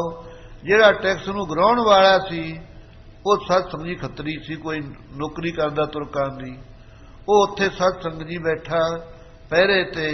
ਕੁਦਰਤੀ ਸਤਸੰਗ ਜੀ ਕੋਈ ਬ੍ਰਾਹਮਣ ਸੀ, ਆਪਣੀ ਗਊ ਇਧਰੋਂ ਸਤਸੰਗ ਜੀ ਦੂਸਰੇ ਪਾਸਿਓਂ ਇਧਰ ਨੂੰ ਨਗਾਉਣ ਵਾਸਤੇ ਲੈ ਕੇ ਆਇਆ। ਗਊ ਤਾਂ ਨਗਾ ਲਈ ਪਾਰ, ਉਹ ਗਾਹਾਂ ਸਤਸੰਗ ਝੁੱਗੀ ਪਾਈ ਬੈਠਾ ਸੀ। ਜਿਹੜਾ ਖੱਤਰੀ ਕਹਿੰਦਾ ਬਈ ਮਸੂਲ ਦੇ। ਜਦੋਂ ਮਸੂਲ ਦਿੱਤਾ ਸੀ ਥੋੜੇ, ਕਹਿੰਦਾ ਇੰਨੇ ਪੈਸੇ ਨਾਲ ਨਹੀਂ ਸਰਦਾ, ਗੌਰਮੈਂਟ ਨੇ ਵਧਾ ਦਿੱਤਾ ਖਰਚ, ਇੰਨੇ ਪੈਸੇ ਦੇ ਉਹਦੇ ਕੋਲੇ ਹੈ ਨਹੀਂ ਸੀ। ਕਹਿੰਦਾ ਚੰਗਾ ਇੱਥੇ ਹੀ ਬਹਿ ਜਾ। ਉਹਨੂੰ ਸਤਸੰਗ ਜੀ ਰੋਕ ਲਿਆ। ਝਗੜਾ ਕਰ ਰਿਹਾ ਹੈ, ਉਹਦੇ ਕੋਲੋਂ ਬ੍ਰਹਮ ਕੋਲੋਂ ਮੰਗ ਰਿਹਾ ਹੈ, ਉਹਦੇ ਕੋਲੇ ਵਿਚਾਰੇ ਦੇ ਗਰੀਬ ਦੇ ਹੈ ਨਹੀਂ। ਉਹਨਾਂ ਦਾ ਜਿਹੜਾ ਪਰਸਪਰ ਵਾਦ ਵਿਵਾਦ ਸੀ ਸਤਿਗੁਰੂ ਨਾਨਕ ਦੇਵ ਜੀ ਨੇ ਸੁਣਿਆ। ਆਪ ਜੀ ਨੂੰ ਦਇਆ ਆਈ, ਆਪ ਉੱਠ ਕੇ ਸਤਸੰਗ ਜੀ ਖੱਤਰੀ ਕੋਲੇ ਗਏ ਹਨ। ਆਸਾ ਜੀ ਦੀ ਵਾਰ ਦਾ ਇਹ ਸ਼ਲੋਕ ਹੈ। ਆਸਾ ਜੀ ਦੀ ਵਾਰ ਦੇ ਅੰਦਰ ਵੀ ਜਿਸ ਪ੍ਰਕਾਰ ਉਸ ਨੂੰ ਸਤਸੰਗ ਖੱਤਰੀ ਨੂੰ ਸਮਤ ਦਿੱਤੀ ਹੈ ਮਹਾਰਾਜ ਜੀ ਨੇ, ਉਹ ਸ਼ਬਦ ਆ ਰਿਹਾ ਹੈ। ਉਤੋ ਜਗਾਤੀ ਖੱਤਰੀ ਠੋਰਾ, ਉੱਥੇ ਖੱਤਰੀ ਸੀ ਸਤਸੰਗ ਜਗਾਤੀਆ, ਜਿਹੜਾ ਵਸੂਲ ਲੈਂਦਾ ਸੀ ਆਉਂਦੇ ਜਾਂਦੇ ਤੋਂ। ਇੱਕ ਦਵੇ ਜਿਤੇਨ ਅੰਤੋ ਰੋਕਾ, ਇੱਕ ਬ੍ਰਾਹਮਣ ਸੀ ਗਊ ਲੈ ਕੇ ਆ ਰਿਹਾ ਸੀ, ਉਹ ਰੋਕ ਲਿਆ। ਦਿਓ ਜਗਾਤਾਨ ਤੋਰ ਸੋਕਾ, ਕਹਿੰਦਾ ਵਸੂਲ ਦੇ ਬਈ, ਤੈਨੂੰ ਸੁੱਕਾ ਹੀ ਲੰਘਿਆ ਜਾ ਰਿਹਾ, ਤੈਨੂੰ ਲੰਘਣ ਨਹੀਂ ਦਿੰਦਾ। ਜਾਚੇ ਕਿਤਕ ਨਹੀਂ ਤਹਿ ਪਾਸੀ, ਜਿੰਨੇ ਪੈਸੇ ਉਹਨੇ ਮੰਗੇ ਉਹਨੇ ਨਹੀਂ ਸਨ। ਵਿੱਚ ਕੀ ਦਸ਼ਾ ਦੇਖ ਅਬਨਾਸੀ, ਉਸ ਵੇਲੇ ਜਦੋਂ ਬ੍ਰਾਹਮਣ ਦੀ ਸਤ ਸੰਗਤ ਜੀ ਦੁੱਖ ਵਾਲੀ ਹਾਲਤ ਦੇਖੀ ਗੁਰੂ ਨਾਨਕ ਦੇਵ ਜੀ ਨੇ, ਚੌਂਕੀ ਧੋਤੀ ਟਿੱਕਾ ਮਾਲਾ, ਇਹਨੇ ਕੀ ਕੀਤਾ, ਸਤ ਸੰਗਤ ਜੀ ਸਾਰੀ ਰਾਤ ਉਹ ਗਊ ਰੋਕ ਛੱਡੀ, ਜਾਣ ਨਾ ਦਿੱਤੀ। ਬ੍ਰਾਹਮਣ ਵੀ ਉੱਥੇ ਹੀ ਫਸਿਆ ਬੈਠਾ ਰਿਹਾ। ਜਿਸ ਵੇਲੇ ਖੱਤਰੀ ਸਵੇਰੇ ਉੱਠਿਆ, ਇਸ਼ਨਾਨ ਪਾਨ ਉਹਨੇ ਵੀ ਧਰਮ ਕਰਮ ਕਰਨਾ ਸੀ, ਕਿਰਿਆ ਸਵੇਰ ਦੀ ਉਹ ਕਰੀ। ਨਾਲ ਹੀ ਸਤ ਸੰਗਤ ਜੀ ਉਹ ਗਊ ਦਾ ਹੀ ਗੋਹਾ ਕੀਤਾ ਸੀ ਰਾਤ ਦਾ, ਉਹ ਚੱਕ ਕੇ ਆਪਦਾ ਚੌਂਕਾ ਵੀ ਲੇਪਨ ਕੀਤਾ। ਇੱਕ ਪਾਸੇ ਤਾਂ ਉਸ ਨੂੰ ਗਊ ਨੂੰ ਇਸ਼ਟ ਮੰਨ ਕੇ, ਪਵਿੱਤਰ ਮੰਨ ਕੇ ਉਹਦਾ ਗਊ ਦਾ ਗੋਹਾ ਲੈ ਕੇ ਚੌਂਕੇ ਕਰ ਦਿੰਦਾ ਹੈ, ਦੂਜੇ ਪਾਸੇ ਗਊ ਨੂੰ ਉਹ ਟੈਕਸ ਲਾਉਂਦਾ। ਇੱਕ ਅਚਰਜ ਕੌਤਕ ਦੇਖ ਕੇ ਗੁਰੂ ਨਾਨਕ ਦੇਵ ਜੀ ਸਿੱਖਿਆ ਦੇ ਰਹੇ ਨੇ। ਭਲੇ ਬਣਾਓ ਲਖਿਓ ਕਿਰਪਾਲਾ, ਸੱਚੇ ਪਾਤਸ਼ਾਹ ਨੇ ਉਹਦੀ ਜਿਹੜੀ ਦੇਹ ਦੀ ਬਨੌਟ ਸੀ ਨਾ ਸੋਹਣੀ, ਧਰਮਾਤਮਾ ਵਾਲੀ ਦੇਖੀ ਕਿ ਉੱਤੋਂ ਤਾਂ ਖੱਤਰੀਆਂ ਨੇ ਤਿਲਕ ਵੀ ਲਾਇਆ ਹੋਇਆ, ਜਨੇਊ ਵੀ ਪਾਇਆ। ਇਹ ਸਤ ਸੰਗੀ ਅੱਗਰ ਦੇ ਹੁੰਦੇ ਨੇ। ਬ੍ਰਾਹਮਣ ਦਾ ਜਿਹੜਾ ਜਨੇਊ ਹੁੰਦਾ ਸਤ ਸੰਗਤ ਜੀ, ਉਹ ਬਹੁਤੇ ਅਗਰਾਂ ਦਾ ਹੁੰਦਾ, ਉਦੋਂ ਘੱਟ ਫਿਰ ਖੱਤਰੀ ਦਾ, ਉਦੋਂ ਘੱਟ, ਉਦੋਂ ਬਾਅਦ ਸਤ ਸੰਗੀ ਵੈਦ ਸਾਧਕ ਦਾ। ਸੂਦਰ ਆਦਿਕਾਂ ਨੂੰ ਅਧਿਕਾਰ ਨਹੀਂ ਹੈ। ਇਸ ਕਰਕੇ ਗੁਰੂ ਘਰ ਦੇ ਅੰਦਰ ਸਤ ਸੰਗ ਜੀ ਮਹਾਰਾਜ ਜੀ ਨੇ ਦੁਆਸ਼ ਨਹੀਂ ਰੱਖੀ, ਸਾਰਿਆਂ ਵਾਸਤੇ ਇੱਕੋ ਜਿਹਾ ਵਰਤਾਰਾ ਵਰਤਾਇਆ ਹੈ। ਸੋ ਰੋ ਵਿਚਾਰ ਇਹਨੂੰ ਜਦੋਂ ਦੇਖਿਆ ਸਤ ਸੰਗਤ ਜੀ ਸੰਧਿਆ ਵਗੈਰਾ ਕਰਦੇ ਨੂੰ, ਮਹਾਰਾਜ ਜੀ ਨੇੜੇ ਹੋਏ। ਵਿਪਰ ਗਊ ਕੀ ਮੋਚਨ ਰੋਕਾ, ਆਪ ਜੀ ਨੇ ਸਤ ਸੰਗਤ ਜੀ ਰੋਕ ਨੂੰ ਕੱਟਣ ਵਾਸਤੇ ਵੀ ਰੋਕਣਾ ਇਹਨਾਂ ਨੂੰ, ਸਿੱਖਿਆ ਦੇਣ ਵਾਸਤੇ। ਤਿਸ ਪਰ ਸ੍ਰੀ ਗੁਰ ਕਹਿਓ ਸ਼ਲੋਕਾ। ਸਤਿਗੁਰਾਂ ਨੇ ਸ਼ਲੋਕ ਉਚਾਰਿਆ ਗੁਰੂ ਨਾਨਕ ਦੇਵ ਜੀ ਨੇ। ਸ਼ਲੋਕ ਮਹੱਲਾ ਪਹਿਲਾ। ਪਹਿਲੇ ਪਾਤਸ਼ਾਹ ਗੁਰੂ ਨਾਨਕ ਦੇਵ ਜੀ ਸ਼ਲੋਕ ਉਚਾਰਦੇ ਨੇ। ਸ਼ਲੋਕ ਦਾ ਅਰਥ ਹੈ ਸਵੈ ਲੋਕ ਦੀ ਪ੍ਰਾਪਤੀ ਵਾਲਾ, ਜਿਹਦੇ ਚ ਉਪਦੇਸ਼ ਹੋਵੇ ਉਹਨੂੰ ਸ਼ਲੋਕ ਕਹਿੰਦੇ ਹੈ। ਸਵੈ ਲੋਕ, ਆਪਣਾ ਲੋਕ ਕਿਹੜਾ ਹੈ? ਸਤ ਸੰਗਤ ਜੀ ਸੱਚਖੰਡ ਹੈ, ਗੁਰਪੁਰੀ ਹੈ। ਆਹ ਲੋਕ ਆਪਣਾ ਨਹੀਂ। ਥਾਨ ਬਹੂਨ ਫਿਰ ਉੱਠ ਧਾਵੈ। ਜੇ ਕਰਕੇ ਆਹ ਲੋਕ ਆਪਣਾ ਹੋਵੇ, ਆਪਾਂ ਇੱਥੋਂ ਉੱਠ ਕੇ ਕਿਉਂ ਪਰਲੋਕ ਨੂੰ ਜਾਈਏ? ਇਸ ਕਰਕੇ ਗੁਰਸਿੱਖੋ, ਹਰ ਇੱਕ ਗੁਰਸਿੱਖ ਭਾਵੇਂ ਕੋਈ ਗ੍ਰਸਤੀ ਹੈ, ਭਾਵੇਂ ਕੋਈ ਬਿਹੰਗਮ ਹੈ, ਉਸ ਨੂੰ ਦ੍ਰਿੜਤਾ ਦੇ ਸਹਿ ਤੇ ਧਾਰਨ ਕਰ ਲੈਣਾ ਚਾਹੀਏ ਕਿ ਜੇ ਕਰਕੇ ਸਾਡੀ ਮਾਤ ਲੋਕ ਵਿੱਚ ਕੋਈ ਜਗ੍ਹਾ ਹੈ ਤਾਂ ਸੰਗਤ ਹੈ। ਘਰਾਂ ਤੋਂ ਧੱਕੇ ਪੈ ਜਾਣਗੇ, ਸਾਰੀ ਜ਼ਿੰਦਗੀ ਤੁਸੀਂ ਕਮਾਈ ਕਰ ਲਓ, ਉਹ ਪਤਾ ਨਹੀਂ ਕਿਹੜੇ ਵੇਲੇ ਘਰਦਿਆਂ ਨੇ ਧੱਕੇ ਮਾਰਨੇ ਨੇ ਬੁੜੇ ਨੂੰ, ਪਰ ਇੱਥੇ ਕੋਈ ਧੱਕੇਗਾ ਨਹੀਂ। ਆਹ ਗੁਰੂ ਨਾਨਕ ਦੇਵ ਜੀ ਦਾ ਘਰ ਹੈ, ਇੱਥੇ ਧੱਕੇ ਨਹੀਂ ਪੈਣਗੇ। ਇੱਥੇ ਆਓ ਜੀ ਆਇਆਂ ਨੂੰ ਇਹੋ ਜਿਹੇ ਮਿੱਠੇ ਬਚਨ ਬੋਲੇ ਜਾਣਗੇ। ਨਿਜ ਕਰ ਮੇਰੋ ਸਾਧ ਸੰਗਤ ਹੈ ਨਾਰਦ ਮੁਨ। ਨਾਰਦ ਮੁਨੀ ਨੂੰ ਮਾਰ ਨੇ ਕਿਹਾ ਸੀ, ਨਾਰਦ ਸਾਡਾ ਜੇ ਘਰ ਹੈ ਆਪਣਾ ਤਾਂ ਸੰਗਤ ਹੈ। ਇੱਥੇ ਜੇ ਕਰਕੇ ਨਿਹਚਾ ਕਰੀਏ ਤਾਂ ਇੱਥੇ ਆਪਾਂ ਭੈਣ ਭਾਈ ਜੁੜੇ ਆ ਸੰਗਤ ਦੇ ਰੂਪ ਵਿੱਚ। ਸਤਿਗੁਰੂ ਜੀ ਆਪਣੇ ਧਰਮ ਦੇ ਪਿਤਾ ਹਨ। ਸਤ ਸੰਗਤ ਜੀ ਨਾਦੀ ਮਨ ਕਰਕੇ, ਇਸ ਕਰਕੇ ਆਹ ਸੱਚਾ ਘਰ ਹੈ। ਸੋ ਇਸ ਘਰ ਤੋਂ ਸਤ ਸੰਗਤ ਜੀ ਪੌੜੀ ਲੱਗ ਕੇ ਭਗਤੀ ਦੀ ਅਸੀਂ ਦੂਸਰੇ ਘਰ ਵਿੱਚ ਪਹੁੰਚਣਾ ਹੈ। ਜੇ ਕੋਈ ਕਿਸੇ ਨੂੰ ਕਹੇ ਕੋਠੇ ਤੇ ਚੜ੍ਹ, ਉਹ ਇਰਦ ਗਿਰਦ ਪੌੜੀ ਭਾਲਦਾ, ਫਿਰ ਵੀ ਕਿੱਧਰਲੇ ਪਾਸੇ ਲੱਗੀ ਹੋਈ ਹੈ। ਇਸੇ ਤਰ੍ਹਾਂ ਜੇ ਕੋਈ ਕਹੇ ਵੀ ਚੱਲ ਪਰਲੋਕ ਨੂੰ, ਹੁਣ ਜਾਂ ਤਾਂ ਜਮ ਘੜੀਸ ਕੇ ਲਿਜਾਣਗੇ ਜਾਂ ਕੋਈ ਪੌੜੀ ਭਾਲੀਏ। ਫਿਰ ਪੌੜੀ ਭਾਈ ਭਗਤੀ ਦੀ ਹੈ, ਉਹ ਲੱਗੀ ਹੋਈ ਹੈ ਗੁਰੂ ਨਾਨਕ ਦੇਵ ਦੀ ਸੰਗਤ ਵਿੱਚ ਲੱਗੀ ਹੈ, ਹੋਰ ਥਾਂ ਥਾਂ ਤੇ ਤਾਂ ਹੈ ਨਹੀਂ। ਸੋ ਆਪ ਜੀ ਸਤ ਸੰਗਤ ਜੀ ਸਵੈ ਲੋਕ ਦੀ ਪ੍ਰਾਪਤੀ ਵਾਸਤੇ ਜਿਹੜਾ ਉਪਦੇਸ਼ ਦੇ ਰਹੇ ਨੇ ਤਾਂ ਸ਼ਲੋਕ ਉਚਾਰਦੇ ਹਨ। ਗਊ ਬ੍ਰਾਹਮਣ ਕੋ ਕਰ ਲਾਵੋ। ਮਹਾਰਾਜ ਕਹਿੰਦੇ ਉਹ ਖੱਤਰੀਆ, ਆ ਗਊ ਹੈ, ਉਹਦੇ ਨਾਲ ਬ੍ਰਾਹਮਣ ਹੈ ਵਿਚਾਰਾ ਜਿਹੜਾ ਗਊ ਲੈ ਕੇ ਆਇਆ, ਇਹਨਾਂ ਨੂੰ ਟੈਕਸ ਲਾਉਂਦਾ ਹੈ। ਗੋਬਰ ਤਰਨ ਨਾ ਜਾਈ। ਆ ਰਾਤ ਦਾ ਗੋਹਾ ਕੀਤਾ ਗਊ ਦਾ, ਉਹਦੇ ਨਾਲ ਤੂੰ ਚੌਂਕੇ ਲਿਪਦਾ ਫਿਰਦਾ ਆਪ ਦੇ, ਕੀ ਤੂੰ ਤਰ ਜਾਵੇਂਗਾ? ਧੋਤੀ ਟਿੱਕਾ ਤੈ ਜਪ ਮਾਲੀ। ਧੋਤੀ ਤੇਰੀ ਵੀ ਸੋਹਣੀ ਪਾਈ ਹੋਈ ਹੈ, ਨਾਲ ਹੀ ਟਿੱਕਾ ਤਿਲਕ ਵੀ ਸੋਹਣਾ ਲਾਇਆ ਹੋਇਆ, ਜਪ ਮਾਲਕਾ ਵੀ ਫੜੀ ਹੋਈ ਹੈ। ਧਾਨ ਮਲੇਸ਼ਾਂ ਖਾਈ। ਧਾਨ ਤੂੰ ਮਲੇਸ਼ਾਂ ਦਾ ਖਾਨਾ ਹੈ। ਤੋ ਸਤ ਸੰਗਤ ਜੀ ਦਿਨ ਦਾ ਨਰਕ ਲੈਂਦੇ ਸੁਰਗ, ਦੇਖੋ ਇਹ ਧੰਗਾਣਾ ਪਾਂਡੇ ਤੂੰ ਜਾਣਾ ਹੀ ਨਹੀਂ ਕਿੱਥੋਂ ਬਾਤੋਂ ਪੰਨਾ। ਉਹ ਸ਼ਬਦ ਦੇ ਅੰਦਰ ਸਤ ਸੰਗਤ ਜੀ ਗੁਰੂ ਨਾਨਕ ਦੇਵ ਜੀ ਨੇ ਕੁਰੂਕਸ਼ੇਤਰ ਦੇ ਮੈਦਾਨ ਦੇ ਵਿੱਚ ਬੈਠ ਕੇ ਇਹ ਸਿੱਖਿਆ ਦਿੱਤੀ ਸੀ, ਇਹ ਨਾਨੂ ਪੰਡਤ ਨੂੰ, ਪੰਡਤ ਜੀ ਇਹ ਧੱਕਾ ਨਹੀਂ ਤੇਰਾ ਤਾਂ ਹੋਰ ਕੀ ਆ, ਸਾਡੇ ਨਾਲ ਬਚਨ ਕਰਦਾ। ਦਿਨ ਦੇ ਨਰਕ ਲੈਂਦੇ ਸੁਰਗ। ਜਿਹੜੇ ਦਾਨ ਦੇਣ ਵਾਲੇ ਨੇ ਉਹ ਨਰਕਾਂ ਨੂੰ ਜਾਣਗੇ, ਲੈਣ ਵਾਲੇ ਕਿ ਸਵਰਗ ਨੂੰ। ਬਾਹਮਣ ਕਹਿੰਦੇ ਅਸੀਂ ਜਾਵਾਂਗੇ। ਦਿੰਦੇ ਕੌਣ ਨੇ ਦਾਨ? ਰਾਜੇ। ਪਰ ਰਾਜੇ ਦਾਨ ਜਿਹੜੇ ਦੇਣ ਵਾਲੇ ਨੇ ਉਹ ਵਾਦ ਖਾਂਦੇ ਨੇ, ਉਹ ਪਾਪ ਵੀ ਕਰਦੇ ਐ, ਅਨੇਕਾਂ ਉਹਨਾਂ ਨੇ ਪੁੱਠੇ ਕੰਮ ਕਰਨੇ ਐ। ਪਰ ਉਹਨਾਂ ਦੇ ਹੱਥ ਦਾ ਦਿੱਤਾ ਹੋਇਆ ਖਾਣ ਵਾਲਾ ਸਵਰਗ ਨੂੰ ਕਿਵੇਂ ਚਲਿਆ ਜਾਊ? ਜੈਸਾ ਅੰਨ ਤੈਸਾ ਮਨ। ਇਸ ਕਰਕੇ ਇਹ ਤੇਰੇ ਵਾਸਤੇ ਠੀਕ ਨਹੀਂ। ਉਹੀ ਸਿਧਾਂਤ ਇਹ ਦੱਸ ਰਹੇ ਨੇ ਮਹਾਰਾਜ ਜੀ ਇੱਥੇ। ਪੜੋ ਧੋਤੀ ਟਿੱਕਾ ਤੈ ਜਪ ਮਾਲੀ। ਧਾਨ ਮਲੇਸ਼ਾਂ ਖਾਈ। ਧਾਨ ਤੂੰ ਮਲੇਸ਼ਾਂ ਦਾ ਖਾਨਾ, ਤੁਰਕਾਂ ਦੀ ਨੌਕਰੀ ਕਰਦਾ ਹੈ। ਅੰਤਰ ਪੂਜਾ ਬੜੇ ਕਿਤੇਬਾ। ਅੰਦਰੋਂ ਤਾਂ ਤੂੰ ਪੂਜਾ ਕਰਦਾ ਠਾਕਰਾਂ ਦੀ, ਬਾਹਰੋਂ ਤੂੰ ਆਪਦੇ ਅਫਸਰਾਂ ਨੂੰ ਕਿਤਾਬਾਂ ਪੜ੍ਹ ਕੇ ਸੁਣਾਉਣਾ ਹੈ। ਸੰਜਮ ਤੁਰਕਾ ਭਾਈ। ਸੰਜਮ ਜਿਹੜਾ ਭਾਈ ਤੇਰਾ ਤੁਰਕਾਂ ਵਾਲਾ ਹੈ, ਤੇਰੀ ਕਿਰਿਆ ਮਲੇਸ਼ਾਂ ਵਾਲੀ ਹੈ। ਛੋਡੀ ਲੈ ਪਾਖੰਡਾ। ਛੱਡ ਦੇ, ਛੋਡੀ ਲੈ ਇਕੱਠਾ ਪਾਠ ਮੰਨਿਆ ਹੈ, ਛੱਡ ਦੇ ਇਸ ਪਖੰਡ ਨੂੰ। ਨਾਮ ਲਈਏ ਜਾਹੇ ਤਰੰਦਾ। ਹਾਂ, ਨਾਮ ਲੈ ਕੇ ਤਰਿਆ ਜਾਵੇਗਾ ਸੰਸਾਰ ਤੋਂ। ਕਿਰਿਆ ਕਰਮਕਾਂਡ ਦੀ ਕੱਲੀ ਨਹੀਂ ਤਾਰੇਗੀ। ਇਸੇ ਤਰ੍ਹਾਂ ਸਤ ਸੰਗ ਜੀ कर्म कांड तदे सफला है ये करके नाम दा जाप है। जोग जग ने फलते जानो जो हर जस बतलाव है। जो हरि दे जस नूं भुलावेगा तो जोग जग साधन कीते सब निष्फल हन। सो इस करके नाम ही तारन वाला है। महला पहला पहले पातशाह उचार दे मानस खाने करे निवाज। मानस ते मास दा नवा सत संग जी मानस भरिया आने मानस भरिया है ते मानस आदमी नूं भी कहंदे लेकिन इत्थे सत संग जी मानस मास दा बोधक है। ਪੜੋ ਪੰਕਤੀ। ਮਾਨਸ ਖਾਣੇ ਕਰੇ ਨਿਵਾਜ, ਉਦਾਂ ਮਾਸ ਖਾਂਦੇ ਹਨ ਇਹ ਕੁੱਠਾ ਤੁਰਕ, ਨਾਲੇ ਨਵਾਜ਼ਾਂ ਪੜ੍ਹਦੇ ਹਨ। ਛੁਰੀ ਵਗਾਇਨ ਤਿੰਨ ਗਲ ਤਾਗ, ਔਰ ਛੁਰੀ ਵਗਾਉਂਦੇ ਨੇ, 2.5 ਛੁਰੀਆਂ ਕਰਦੇ ਨੇ ਬੱਕਰੇ ਉੱਤੇ, ਬਿਸਮਿਲ੍ਲਾ ਕਹਿ ਕੇ ਉਹਨੂੰ ਕੱਢਦੇ ਨੇ। ਤੇ ਉਹਨਾਂ ਦੇ ਨਾਲ ਹੀ ਤੂੰ ਵਿੜਿਆ ਹੋਇਆ, ਤੇਰੇ ਗਲ ਵਿੱਚ ਤਾਗਾ ਪਾਇਆ ਹੋਇਆ ਜਨੇਊ। ਤਿੰਨ ਕਰ ਬ੍ਰਾਹਮਣ ਪੂਰੇ ਨਾਦ, ਤੇ ਤੇਥੋਂ ਬ੍ਰਾਹਮਣ ਇਕੱਠੇ ਹੋ ਕੇ ਇਹ ਜੇ ਤੁਰਕਾਂ ਦੇ ਘਰ ਵਿੱਚ ਜਾ ਕੇ ਸੰਖ ਪੂਰਦੇ ਹੋ ਤੁਸੀਂ।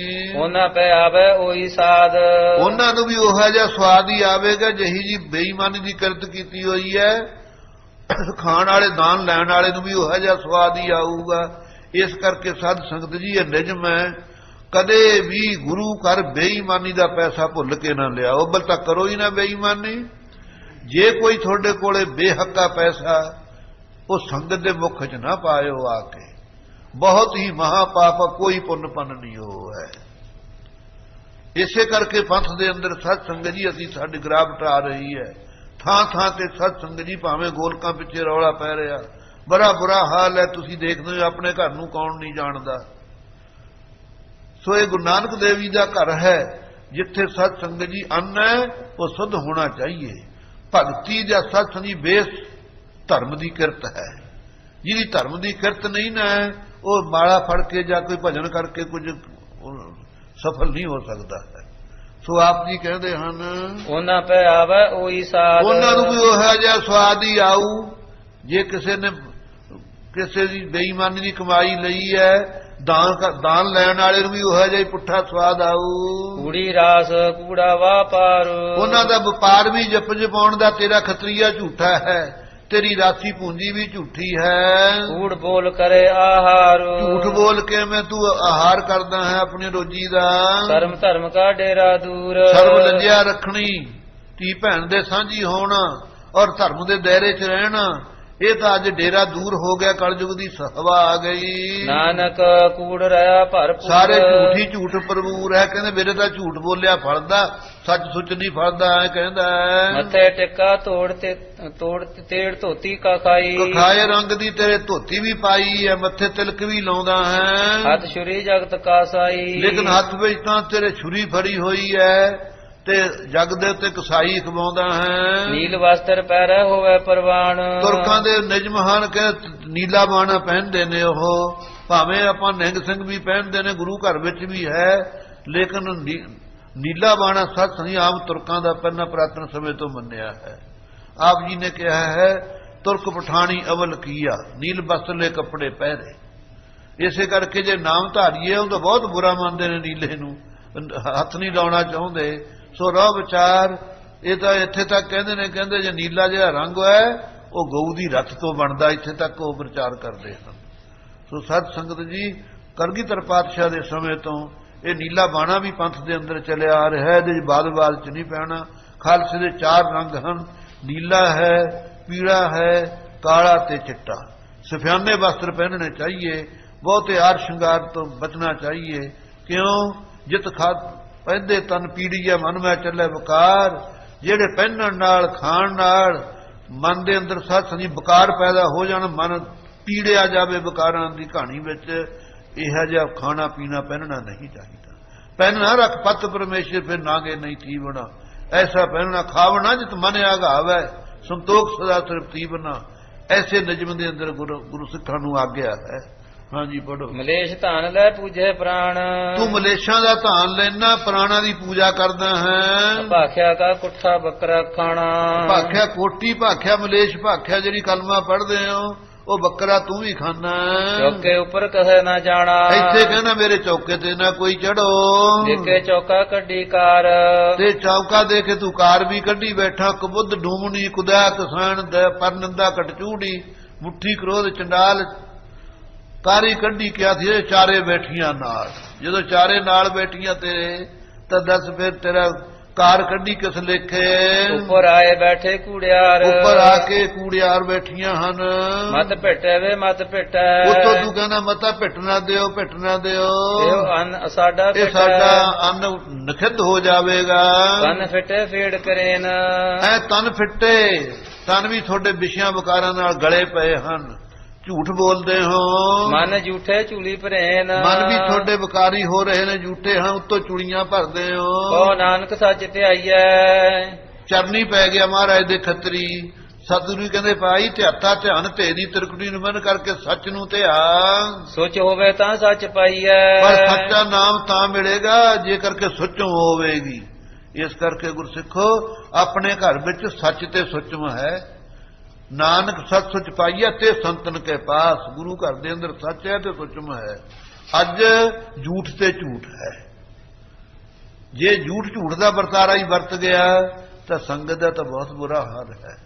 ਇਸ ਕਰਕੇ ਮਹਾਰਾਜ ਕਹਿੰਦੇ ਭਾਈ ਸੁੱਚ ਹੋਵੇ ਤਾਂ ਸੱਚ ਪਾਈਐ। ਜੇ ਸੁੱਚਮ ਹੈ ਤਾਂ ਸੱਚਾ ਨਾਮ ਪ੍ਰਾਪਤ ਹੋਵੇਗਾ। ਜੇ ਨਹੀਂ ਸੜ ਭੱਖੀਓ ਫਿਰ ਜੇ ਨਾਮ ਜਪੋਗੇ ਨਾਮ ਸਤ ਸੰਗਤ ਜੀ ਫਲੀਭੂਤ ਨਹੀਂ ਹੋਵੇਗਾ। ਭੁੱਲਾਂ ਚੁੱਕਾਂ ਸਤ ਸੰਗਤ ਜੀ ਮਾਫ ਕਰਨੀਆਂ। ਸਮਾਂ ਉੱਤੇ ਜਾ ਜਾਏ ਹੈ, ਇੱਥੇ ਵਿਸਰਾਮ ਦਿੰਦੇ ਹਾਂ। ਅੱਗੇ ਜਿਵੇਂ ਕਥਾ ਆਵੇਗੀ ਕੱਲ ਨੂੰ ਵਿਚਾਰਾਂਗੇ। ਵਾਹਿਗੁਰੂ ਜੀ ਕਾ ਖਾਲਸਾ ਵਾਹਿਗੁਰੂ।